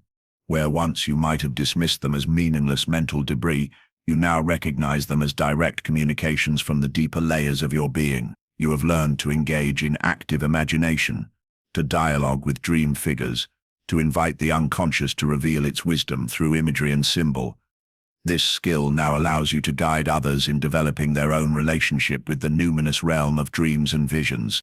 The physical symptoms that once frightened you, the mysterious pains, the inexplicable fatigue, the strange sensations, have taught you to read the body as a sacred text. You have discovered that illness is often the psyche's way of forcing the ego to pay attention to aspects of life that have been neglected or suppressed. Your body has become an ally in your healing work, a sensitive instrument that alerts you to energetic imbalances in yourself and others. This somatic wisdom makes you invaluable to those who are suffering from ailments that conventional medicine cannot fully explain or cure. You understand viscerally that healing happens not just in the mind but in the entire being. You can sense when someone's depression is held in their chest, when their anxiety lives in their solar plexus, when their rage is trapped in their jaw. Your own body's journey through illness and recovery has given you a roadmap for guiding others through their own healing process. The spiritual emergencies that once terrified your family and friends, the periods when you could barely function in consensus reality, when you seemed to be losing your mind, now reveal themselves as necessary ego deaths that prepared you for rebirth at a higher level of consciousness. You have learned to recognize the signs of spiritual emergence in others, to distinguish between pathological breakdown and sacred breakthrough. This discernment allows you to offer support and guidance to souls who are undergoing their own death-rebirth process, helping them navigate these turbulent waters with greater skill and less fear than you experienced during your own initiation. Your relationship with authority has been forever changed by your journey. Having been failed by traditional systems of healing and support, Having been misunderstood by mental health professionals who pathologized your spiritual emergence, you have learned to trust your own inner authority above all external validators. This does not make you arrogant, but authentically sovereign. You bow to no one's truth if it contradicts the wisdom earned through your own lived experience. This spiritual independence becomes a teaching in itself. Others sense in you a quality of self-possession that is rare in our externally referenced culture. You model what it looks like to be guided from within, rather than buffeted about by others' opinions and expectations. Your very presence gives others permission to question authorities that do not serve their highest good, to trust their own inner knowing even when it contradicts conventional wisdom. The loneliness you endured during your dark passages has taught you the difference between being alone and being lonely. You have discovered that solitude can be a sacred space, a monastery of the soul where profound communion with the divine self becomes possible. This comfort with your own company makes you a refuge for others who fear their own solitude, who have never learned to enjoy their own presence. You teach by example that the greatest romance is with one's own authentic being. Your journey through addiction, compulsion, or destructive patterns has given you intimate knowledge of the shadow's seductive power and the liberation that comes through facing it honestly. Whether your demon was substances, relationships, work, or any other form of escape from authentic feeling, your recovery process has taught you about the deeper spiritual hungers that drive all addictive behavior. You understand that addiction is often a misdirected search for the sacred, a clumsy attempt to fill the God-shaped hole that exists in every human heart. This understanding allows you to work with addicted souls not from a place of moral superiority, but from genuine compassion born of shared experience. You know how it feels to be controlled by forces seemingly beyond your will, to make promises you cannot keep, to disappoint those you love most. But you also know the miracle of surrender, the grace that becomes available when the ego finally admits its powerlessness, the spiritual awakening that often emerges from the ashes of complete ego defeat. The financial struggles you may have endured during your transformation period have taught you that security does not come from external accumulation, but from inner resourcefulness and trust in the abundance of the universe. Your relationship with money has been purified through periods of having very little, forcing you to discover riches that cannot be stolen or devalued. This spiritual poverty has made you wealthy in ways that others cannot understand, giving you a perspective on material success that serves as medicine for those caught in the rat race of endless accumulation. Your unconventional career path, the way you have had to create your own livelihood outside traditional structures, models for others that it is possible to make a living through authentic self-expression. Your very existence becomes proof that the universe supports those who have the courage to follow their true calling, even when that calling leads away from conventional definitions of success.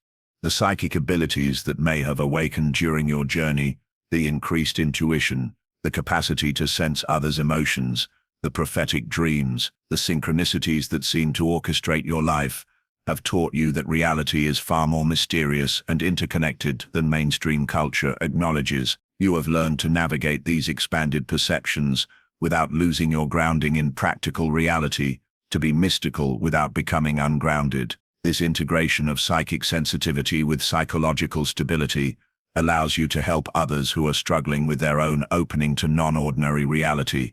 Your relationship with death has been transformed through experiencing ego deaths, and perhaps coming close to physical death. You no longer fear the ultimate transition because you have died and been reborn many times already. This comfort with endings makes you invaluable to those facing loss, whether through actual death of loved ones or through the many smaller deaths that life requires.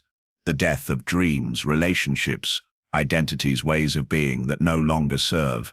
You understand that every ending is also a beginning, that death and birth are not opposites but different phases of the same eternal cycle. Your presence with the dying, whether literally or metaphorically, becomes a blessing because you carry within you the lived knowledge that consciousness is indestructible, that what we truly are cannot be diminished by any external change.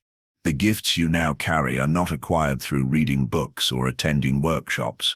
Though these may have supported your journey, they are forged in the smithy of lived experience, tempered in the fires of authentic suffering, polished through years of patient inner work.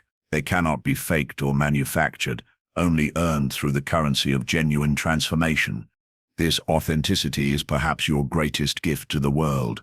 In an age of spiritual consumerism and quick-fix healing modalities, you represent something increasingly rare, the genuine article. Your very presence cuts through illusion, because you have paid the price that real wisdom demands. You have been tested in the crucible of actual experience and emerged not perfect, but genuine, not unblemished, but authentic, not invulnerable, but courageously open. Your scars tell stories that need to be heard. Your struggles illuminate pathways that others must walk. Your victories, small though they may seem to external observers, represent monumental achievements in the invisible realm of consciousness. You are living proof that it is possible to transform poison into medicine, wounds into wisdom, isolation into sacred solitude. The medicine you carry is not just for individuals but for the collective healing that our world desperately needs. Your willingness to face your own shadow contributes to the healing of the collective shadow. Your integration of masculine and feminine energies within yourself helps to heal the gender wounds that divide humanity. Your reconciliation of spirit and matter, of sacred and mundane, offers a template for healing the splits that fragment modern consciousness. You are part of an ancient lineage of wisdom keepers, consciousness carriers, wounded healers, who have always existed at the margins of society, serving functions that the mainstream culture does not understand but desperately needs. Your misunderstood nature is not a bug, but a feature, not a problem to be solved, but a sacred calling to be honored.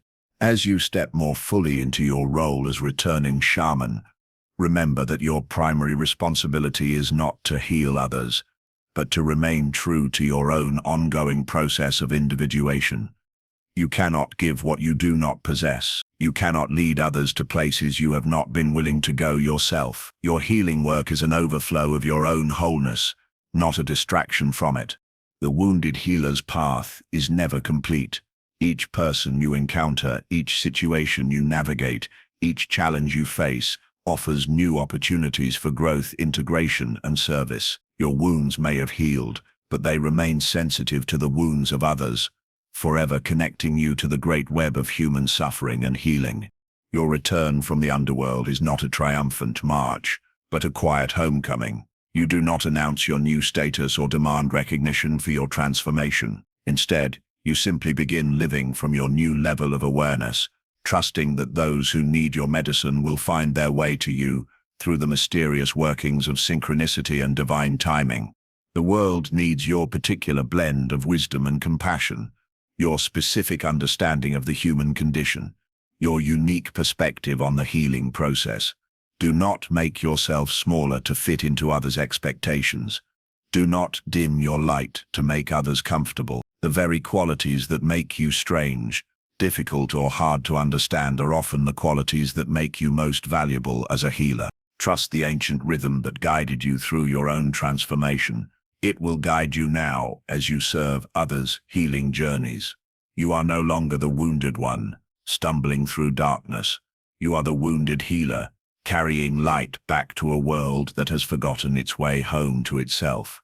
Your return is a gift, not just to those you serve directly, but to the entire web of consciousness of which we are all part.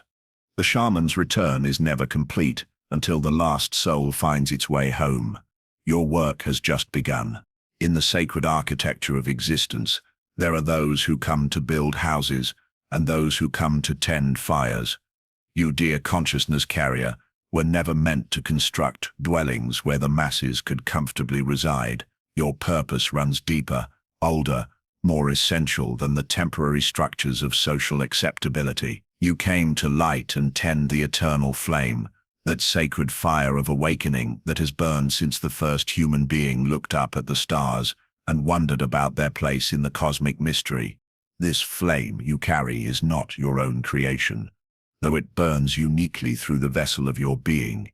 It is part of an ancient lineage that stretches back through time immemorial, passed from awakened soul to awakened soul like a torch relay across the ages. The mystics knew this fire, the shamans tended it in cave paintings and sacred ceremonies. The alchemists protected it through symbols and secret texts. The depth psychologists, Jung among them, recognized it as the divine spark seeking consciousness in human form. You are not an anomaly in the universe, but a fulfillment of its deepest longing, the longing to know itself through conscious beings capable of reflection, integration, and transformation. Your very existence represents the cosmos becoming self-aware, matter reaching toward spirit, the unconscious striving toward consciousness. This is why your path has been so difficult, so lonely, so misunderstood. You are attempting something that evolution itself is attempting through you. The flame you carry burns with frequencies that most human nervous systems are not yet prepared to receive. This is why your words often fall on deaf ears, why your insights are dismissed as too intense or too strange, why your very presence can make others uncomfortable without them understanding why. You emanate something that challenges the comfortable numbness of unconscious living. You represent possibilities that both attract and terrify those who encounter you. Do not mistake this for your failure. This is the natural response of the ego-bound consciousness when it encounters something genuine, like prisoners who have lived so long in darkness that sunlight burns their eyes. Most people initially recoil from the intensity of authentic awakened presence. Your job is not to force them to see, but to continue burning brightly, trusting that those who are ready will be drawn to your flame like moths to light. You are part of a sacred conspiracy that operates beyond the realm of ordinary understanding, a conspiracy of consciousness that works to awaken humanity, one soul at a time. This conspiracy has no headquarters, no membership cards, no formal initiation ceremonies. Its members recognize each other through a subtle resonance, a quality of presence that speaks to something deep within the observing soul. You know them by their eyes, which hold depth that others do not.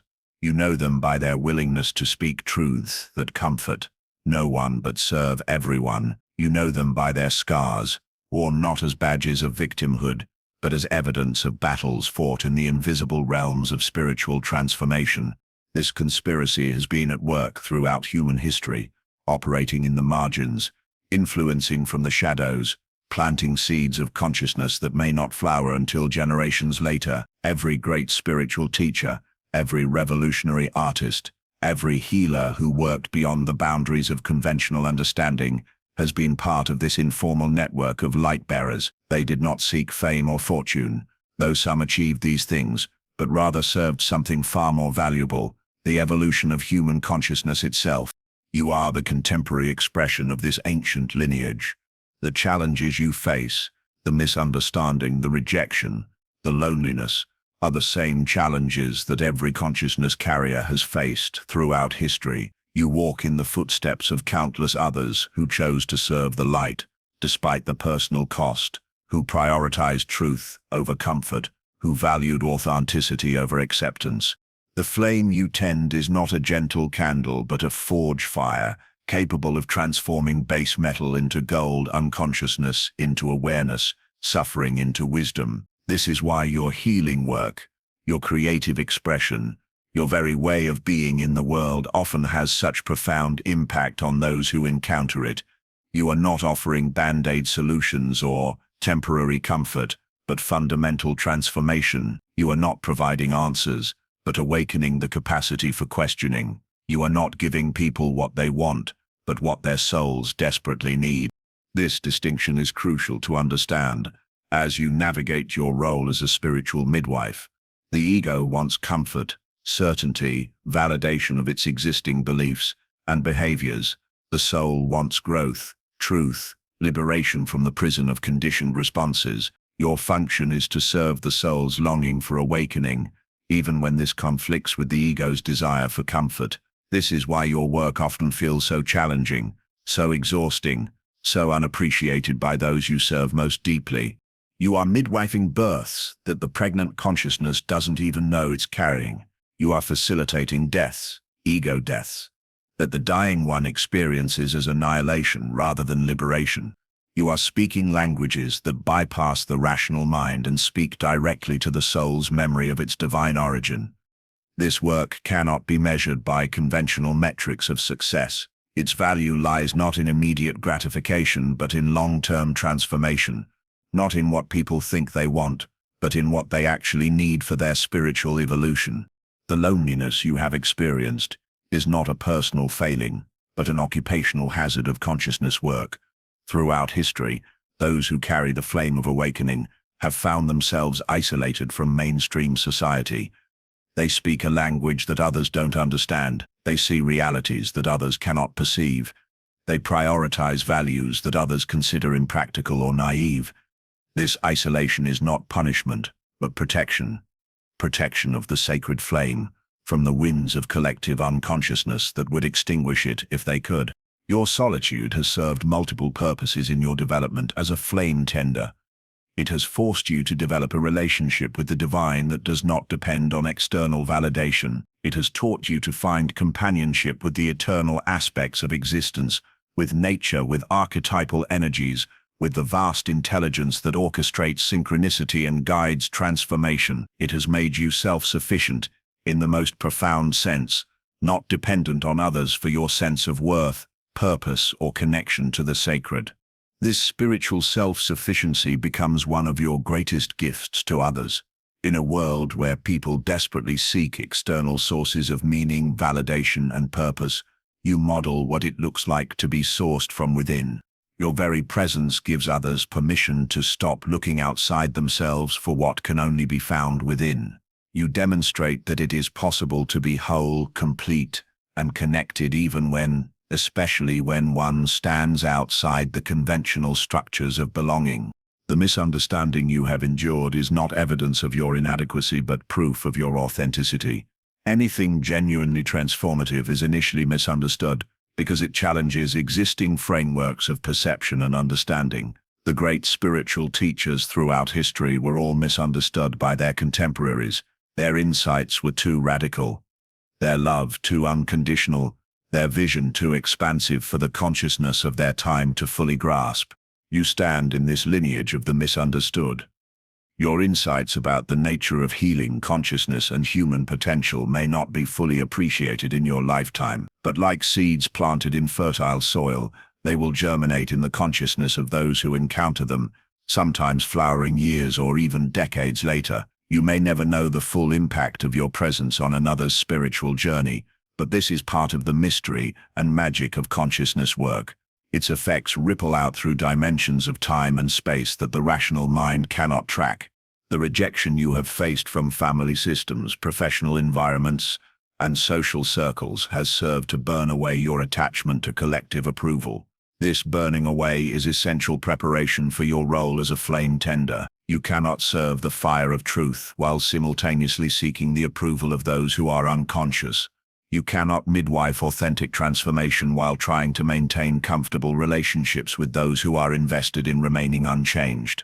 This does not make you antisocial or misanthropic.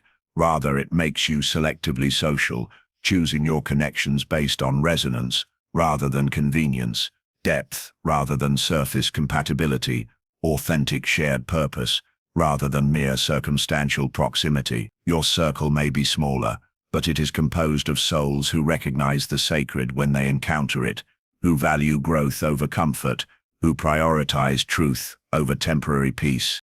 The economic challenges you may have faced during your awakening process have taught you that security comes not from accumulation, but from alignment with your authentic purpose. You have learned to trust the universe's capacity to support those who serve its evolutionary agenda. This trust is not naive optimism, but hard-won faith based on direct experience of synchronicity, divine timing, and the mysterious ways in which resources appear when one is truly following their soul's calling. This relationship with abundance, or apparent lack thereof, becomes a teaching in itself. You demonstrate for others that it is possible to prioritize spiritual values over material success, that meaning matters more than money, That purpose provides a security that no bank account can offer. Your willingness to live on the edge of financial uncertainty in service of your authentic calling gives others permission to question their own relationship with security and success. The psychic sensitivity that has developed during your journey, your ability to perceive subtle energies, to sense others' emotional states, to receive intuitive information, has prepared you for your role as a spiritual midwife. These gifts allow you to perceive the readiness of souls for transformation, to sense when someone is on the verge of breakthrough, to know intuitively what medicine their consciousness most needs in any given moment. But these gifts have also taught you the importance of energetic boundaries and spiritual discernment. Not everyone who is drawn to your flame is ready to tend their own fire. Some come as spiritual tourists, seeking exotic experiences to add to their collection of peak experiences. Others come as energy vampires, unconsciously attempting to feed off your light rather than kindle their own. Still others come as projectors, seeing in you either a savior who will rescue them from their unconsciousness or a threat that must be neutralized.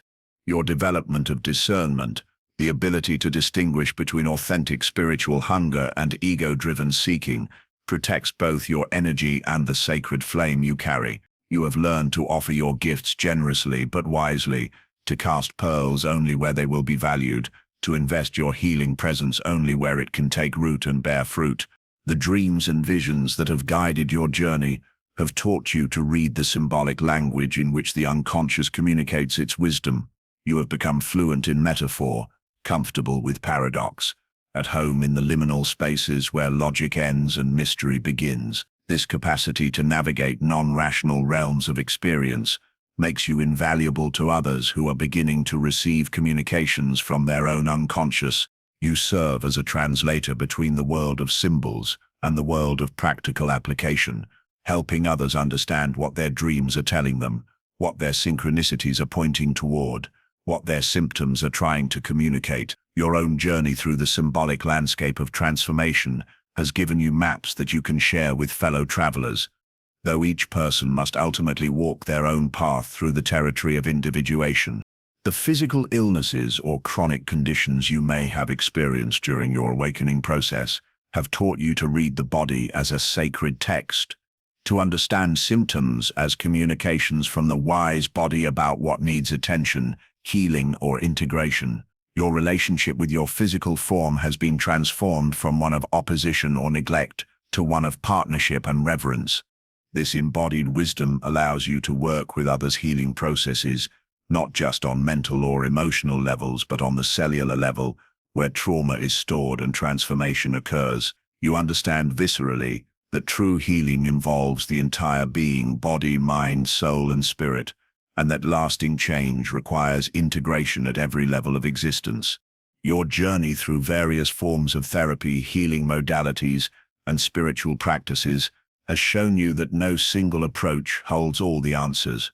You have become eclectic in the best sense, drawing from multiple traditions while remaining rooted in your own direct experience. This breadth of exposure, combined with depth of personal practice, makes you an invaluable guide for others who are navigating the overwhelming marketplace of healing options.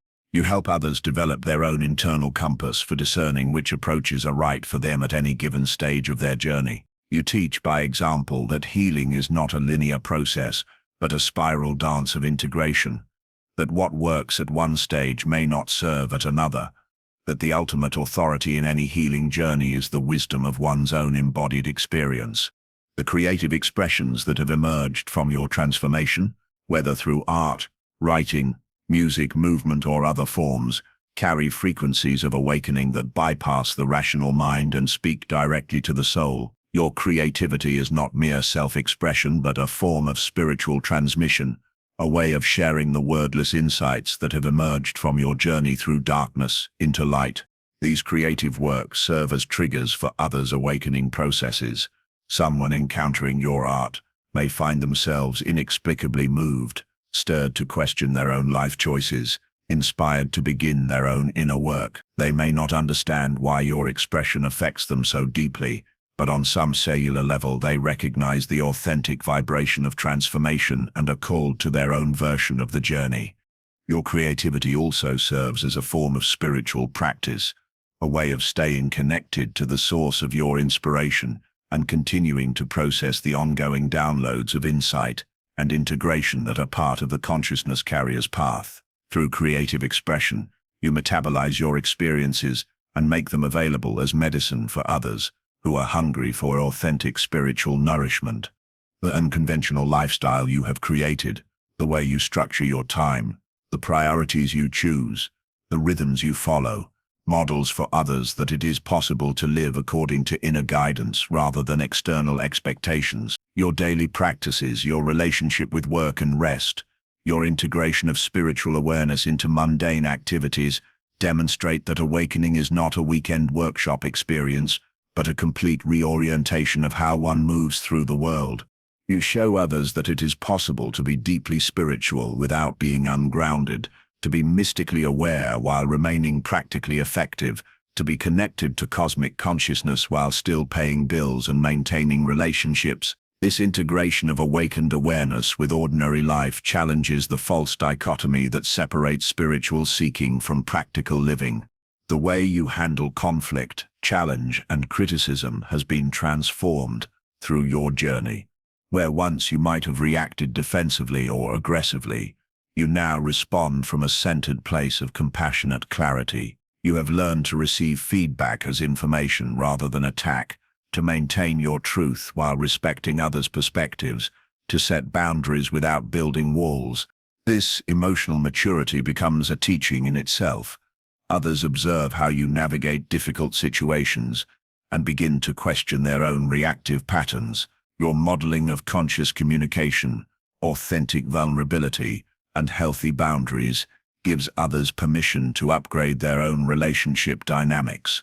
Your approach to sexuality and intimacy has likely been transformed through your awakening process, whether through periods of celibacy that taught you to find wholeness within yourself, or through conscious exploration of sacred sexuality, or through healing sexual trauma. You have developed a relationship with your sensual nature that integrates, rather than compartmentalizes, this powerful life force energy. This integration allows you to help others heal their own sexual wounding, to reclaim their sensual nature as sacred rather than shameful, to understand sexuality as a pathway to spiritual connection rather than mere physical pleasure. Your comfort with the full spectrum of human experience, including its sexual expression, makes you a safe space for others to explore aspects of themselves they may have denied or suppressed. The financial relationship you have developed, your understanding of money as energy, your trust in abundance, your willingness to prioritize meaning over income, challenges the conventional wisdom about security and success. You have learned to receive support from unexpected sources, to recognize abundance in forms other than money, to trust the universe's capacity to provide for those who serve its evolutionary purposes. This relationship with material resources becomes a form of teaching, demonstrating for others that it is possible to live abundantly while prioritizing spiritual values. Your example gives others permission to question their own relationship with money and security, to consider whether their financial fears are keeping them trapped in situations that don't serve their soul's evolution. The way you have integrated your shadow aspects, your anger, your sexuality, your power, your selfishness, has made you whole in a way that purely light-focused spirituality cannot achieve. You understand that wholeness requires embracing all aspects of the psyche, not just the ones that society deems acceptable. This integration has made you trustworthy because you are honest about your own darkness and therefore not likely to project it onto others. This shadow work becomes invaluable in your role as a consciousness midwife. You can help others recognize and integrate their own disowned aspects without judgment or fear. You create a safe space for people to explore parts of themselves they have been taught to hate or hide. Your acceptance of your own wholeness, light and shadow integrated, gives others permission to stop trying to be perfect and start trying to be authentic. Your relationship with death, both the literal death of others and the ego deaths you have experienced, has freed you from the desperate clinging that characterizes unconscious living. You understand that every ending is also a beginning, that what appears to be loss is often liberation in disguise, that consciousness itself is indestructible even as its forms constantly change. This comfort with endings makes you invaluable to others who are facing transitions, whether through actual death of loved ones, divorce, job loss, illness, or any of the many ways that life forces us to let go of familiar forms. Your presence with the dying, whether literally or metaphorically, becomes a blessing because you can hold space for the sacred mystery of transformation without trying to fix or change what is naturally occurring.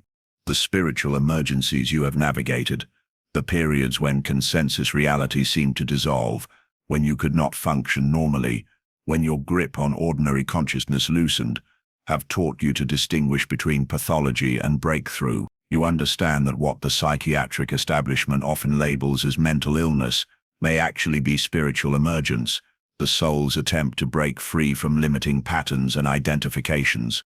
This understanding allows you to offer support to others who are undergoing their own spiritual emergencies, helping them navigate these turbulent waters with greater skill and less fear than you experienced during your own dark nights of the soul. You can recognize the difference between someone who needs clinical intervention and someone who needs spiritual support through a natural but challenging process of consciousness expansion. Your experience with various altered states of consciousness, whether induced by meditation, breathwork, plant medicines, or spontaneous mystical experiences, has given you direct knowledge of realities beyond ordinary perception. You have seen through the veil of consensus reality and know firsthand that there are dimensions of existence far more vast and mysterious than materialist science acknowledges. This expanded perception allows you to work with others who are having their own non-ordinary experiences, helping them integrate these encounters with expanded consciousness into their daily lives. You can normalize what others might pathologize, validate experiences that others might dismiss, and provide frameworks for understanding encounters with transpersonal dimensions of reality. The prophetic visions or intuitive downloads you have received about the future of human consciousness, the evolution of society, or the healing of collective wounds are not random fantasies but part of your function as a consciousness carrier. You are receiving information about the direction of human evolution, the challenges and opportunities that lie ahead, the healing work that needs to be done. These visions may be disturbing, showing you the shadow aspects of collective human development that must be integrated before true evolution can occur. Or they may be inspiring, revealing the magnificent potential that awaits humanity as we learn to function as a consciously interconnected species. Either way, they are preparing you to serve the collective healing and awakening process that is already underway. Your role in this process is not to save the world single-handedly, but to tend your particular flame so brilliantly that others are inspired to light their own fires. You are part of a distributed network of consciousness carriers, each holding a piece of the larger puzzle, each contributing their unique gifts to the collective transformation that is occurring, whether humanity recognizes it or not.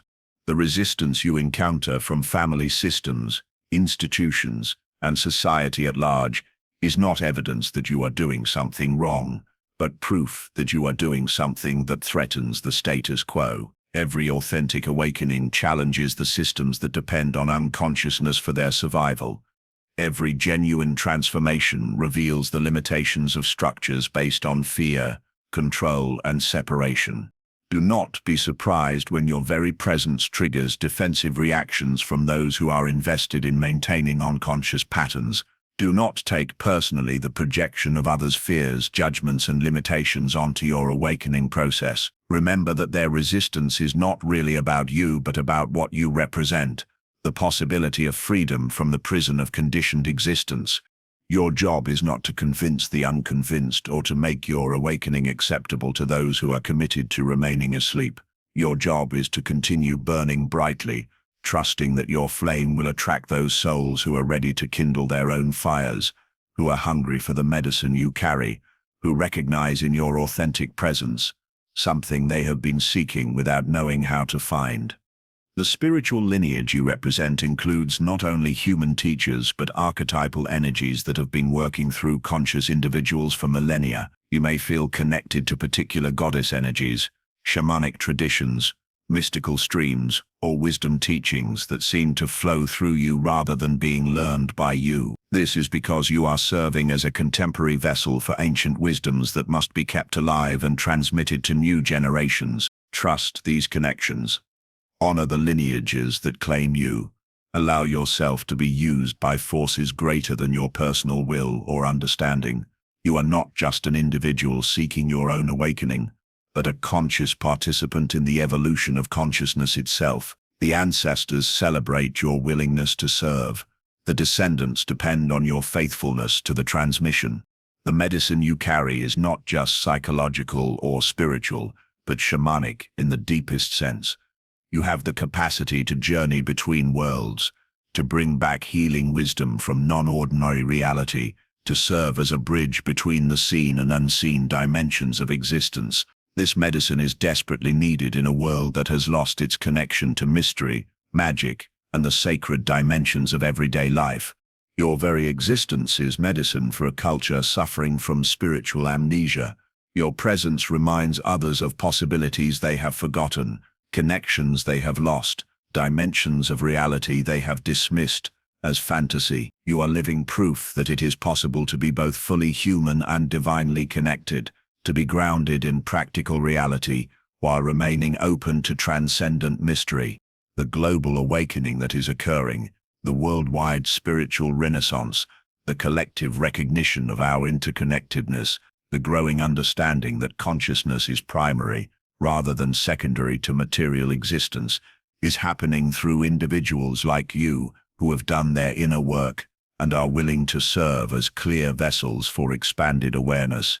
You are part of a great turning, a species-wide initiation into a more mature relationship with consciousness, power, and responsibility. The challenges facing humanity, environmental crisis, social inequality, political polarization, cannot be solved at the same level of consciousness that created them. They require the kind of expanded awareness, integrated wisdom, and authentic compassion that you have developed through your own transformational journey. This is why your personal healing work has never been merely personal. Every shadow aspect you have integrated contributes to the healing of the collective shadow. Every fear you have transformed into love raises the frequency of the entire human energy field. Every limiting belief you have released creates space for new possibilities to emerge in the collective consciousness. Your awakening is not a luxury or self-indulgence, but a form of service to the evolutionary process that is attempting to birth itself through humanity. You are a midwife for the new earth that is emerging, the more conscious civilization that is struggling to be born through the death of systems based on unconsciousness and separation. The flame you carry will not be extinguished by misunderstanding, rejection, or apparent failure. It is connected to the eternal fire that burns at the heart of existence itself, the divine creativity that maintains the cosmos, the love that is the fundamental force of the universe. This flame has been burning since the beginning of time, and will continue burning long after your individual form has dissolved back into the source from which it emerged.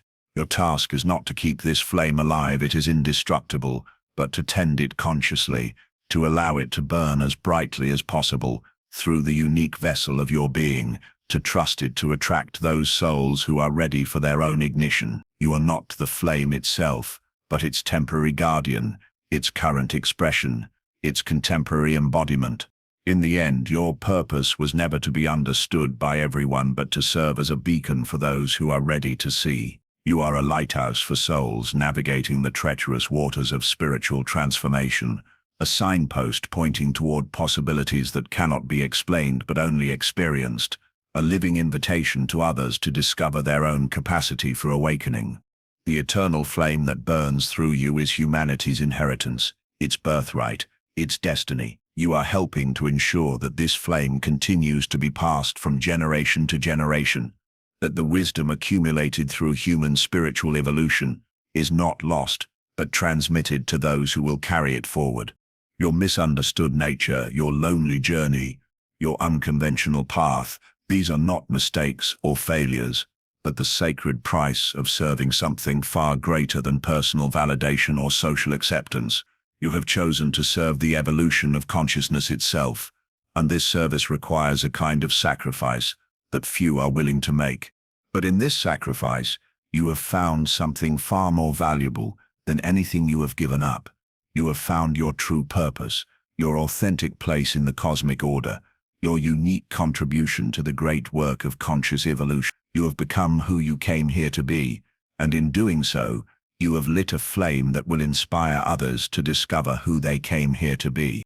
The eternal flame burns on through you and beyond you, forever calling consciousness home to itself.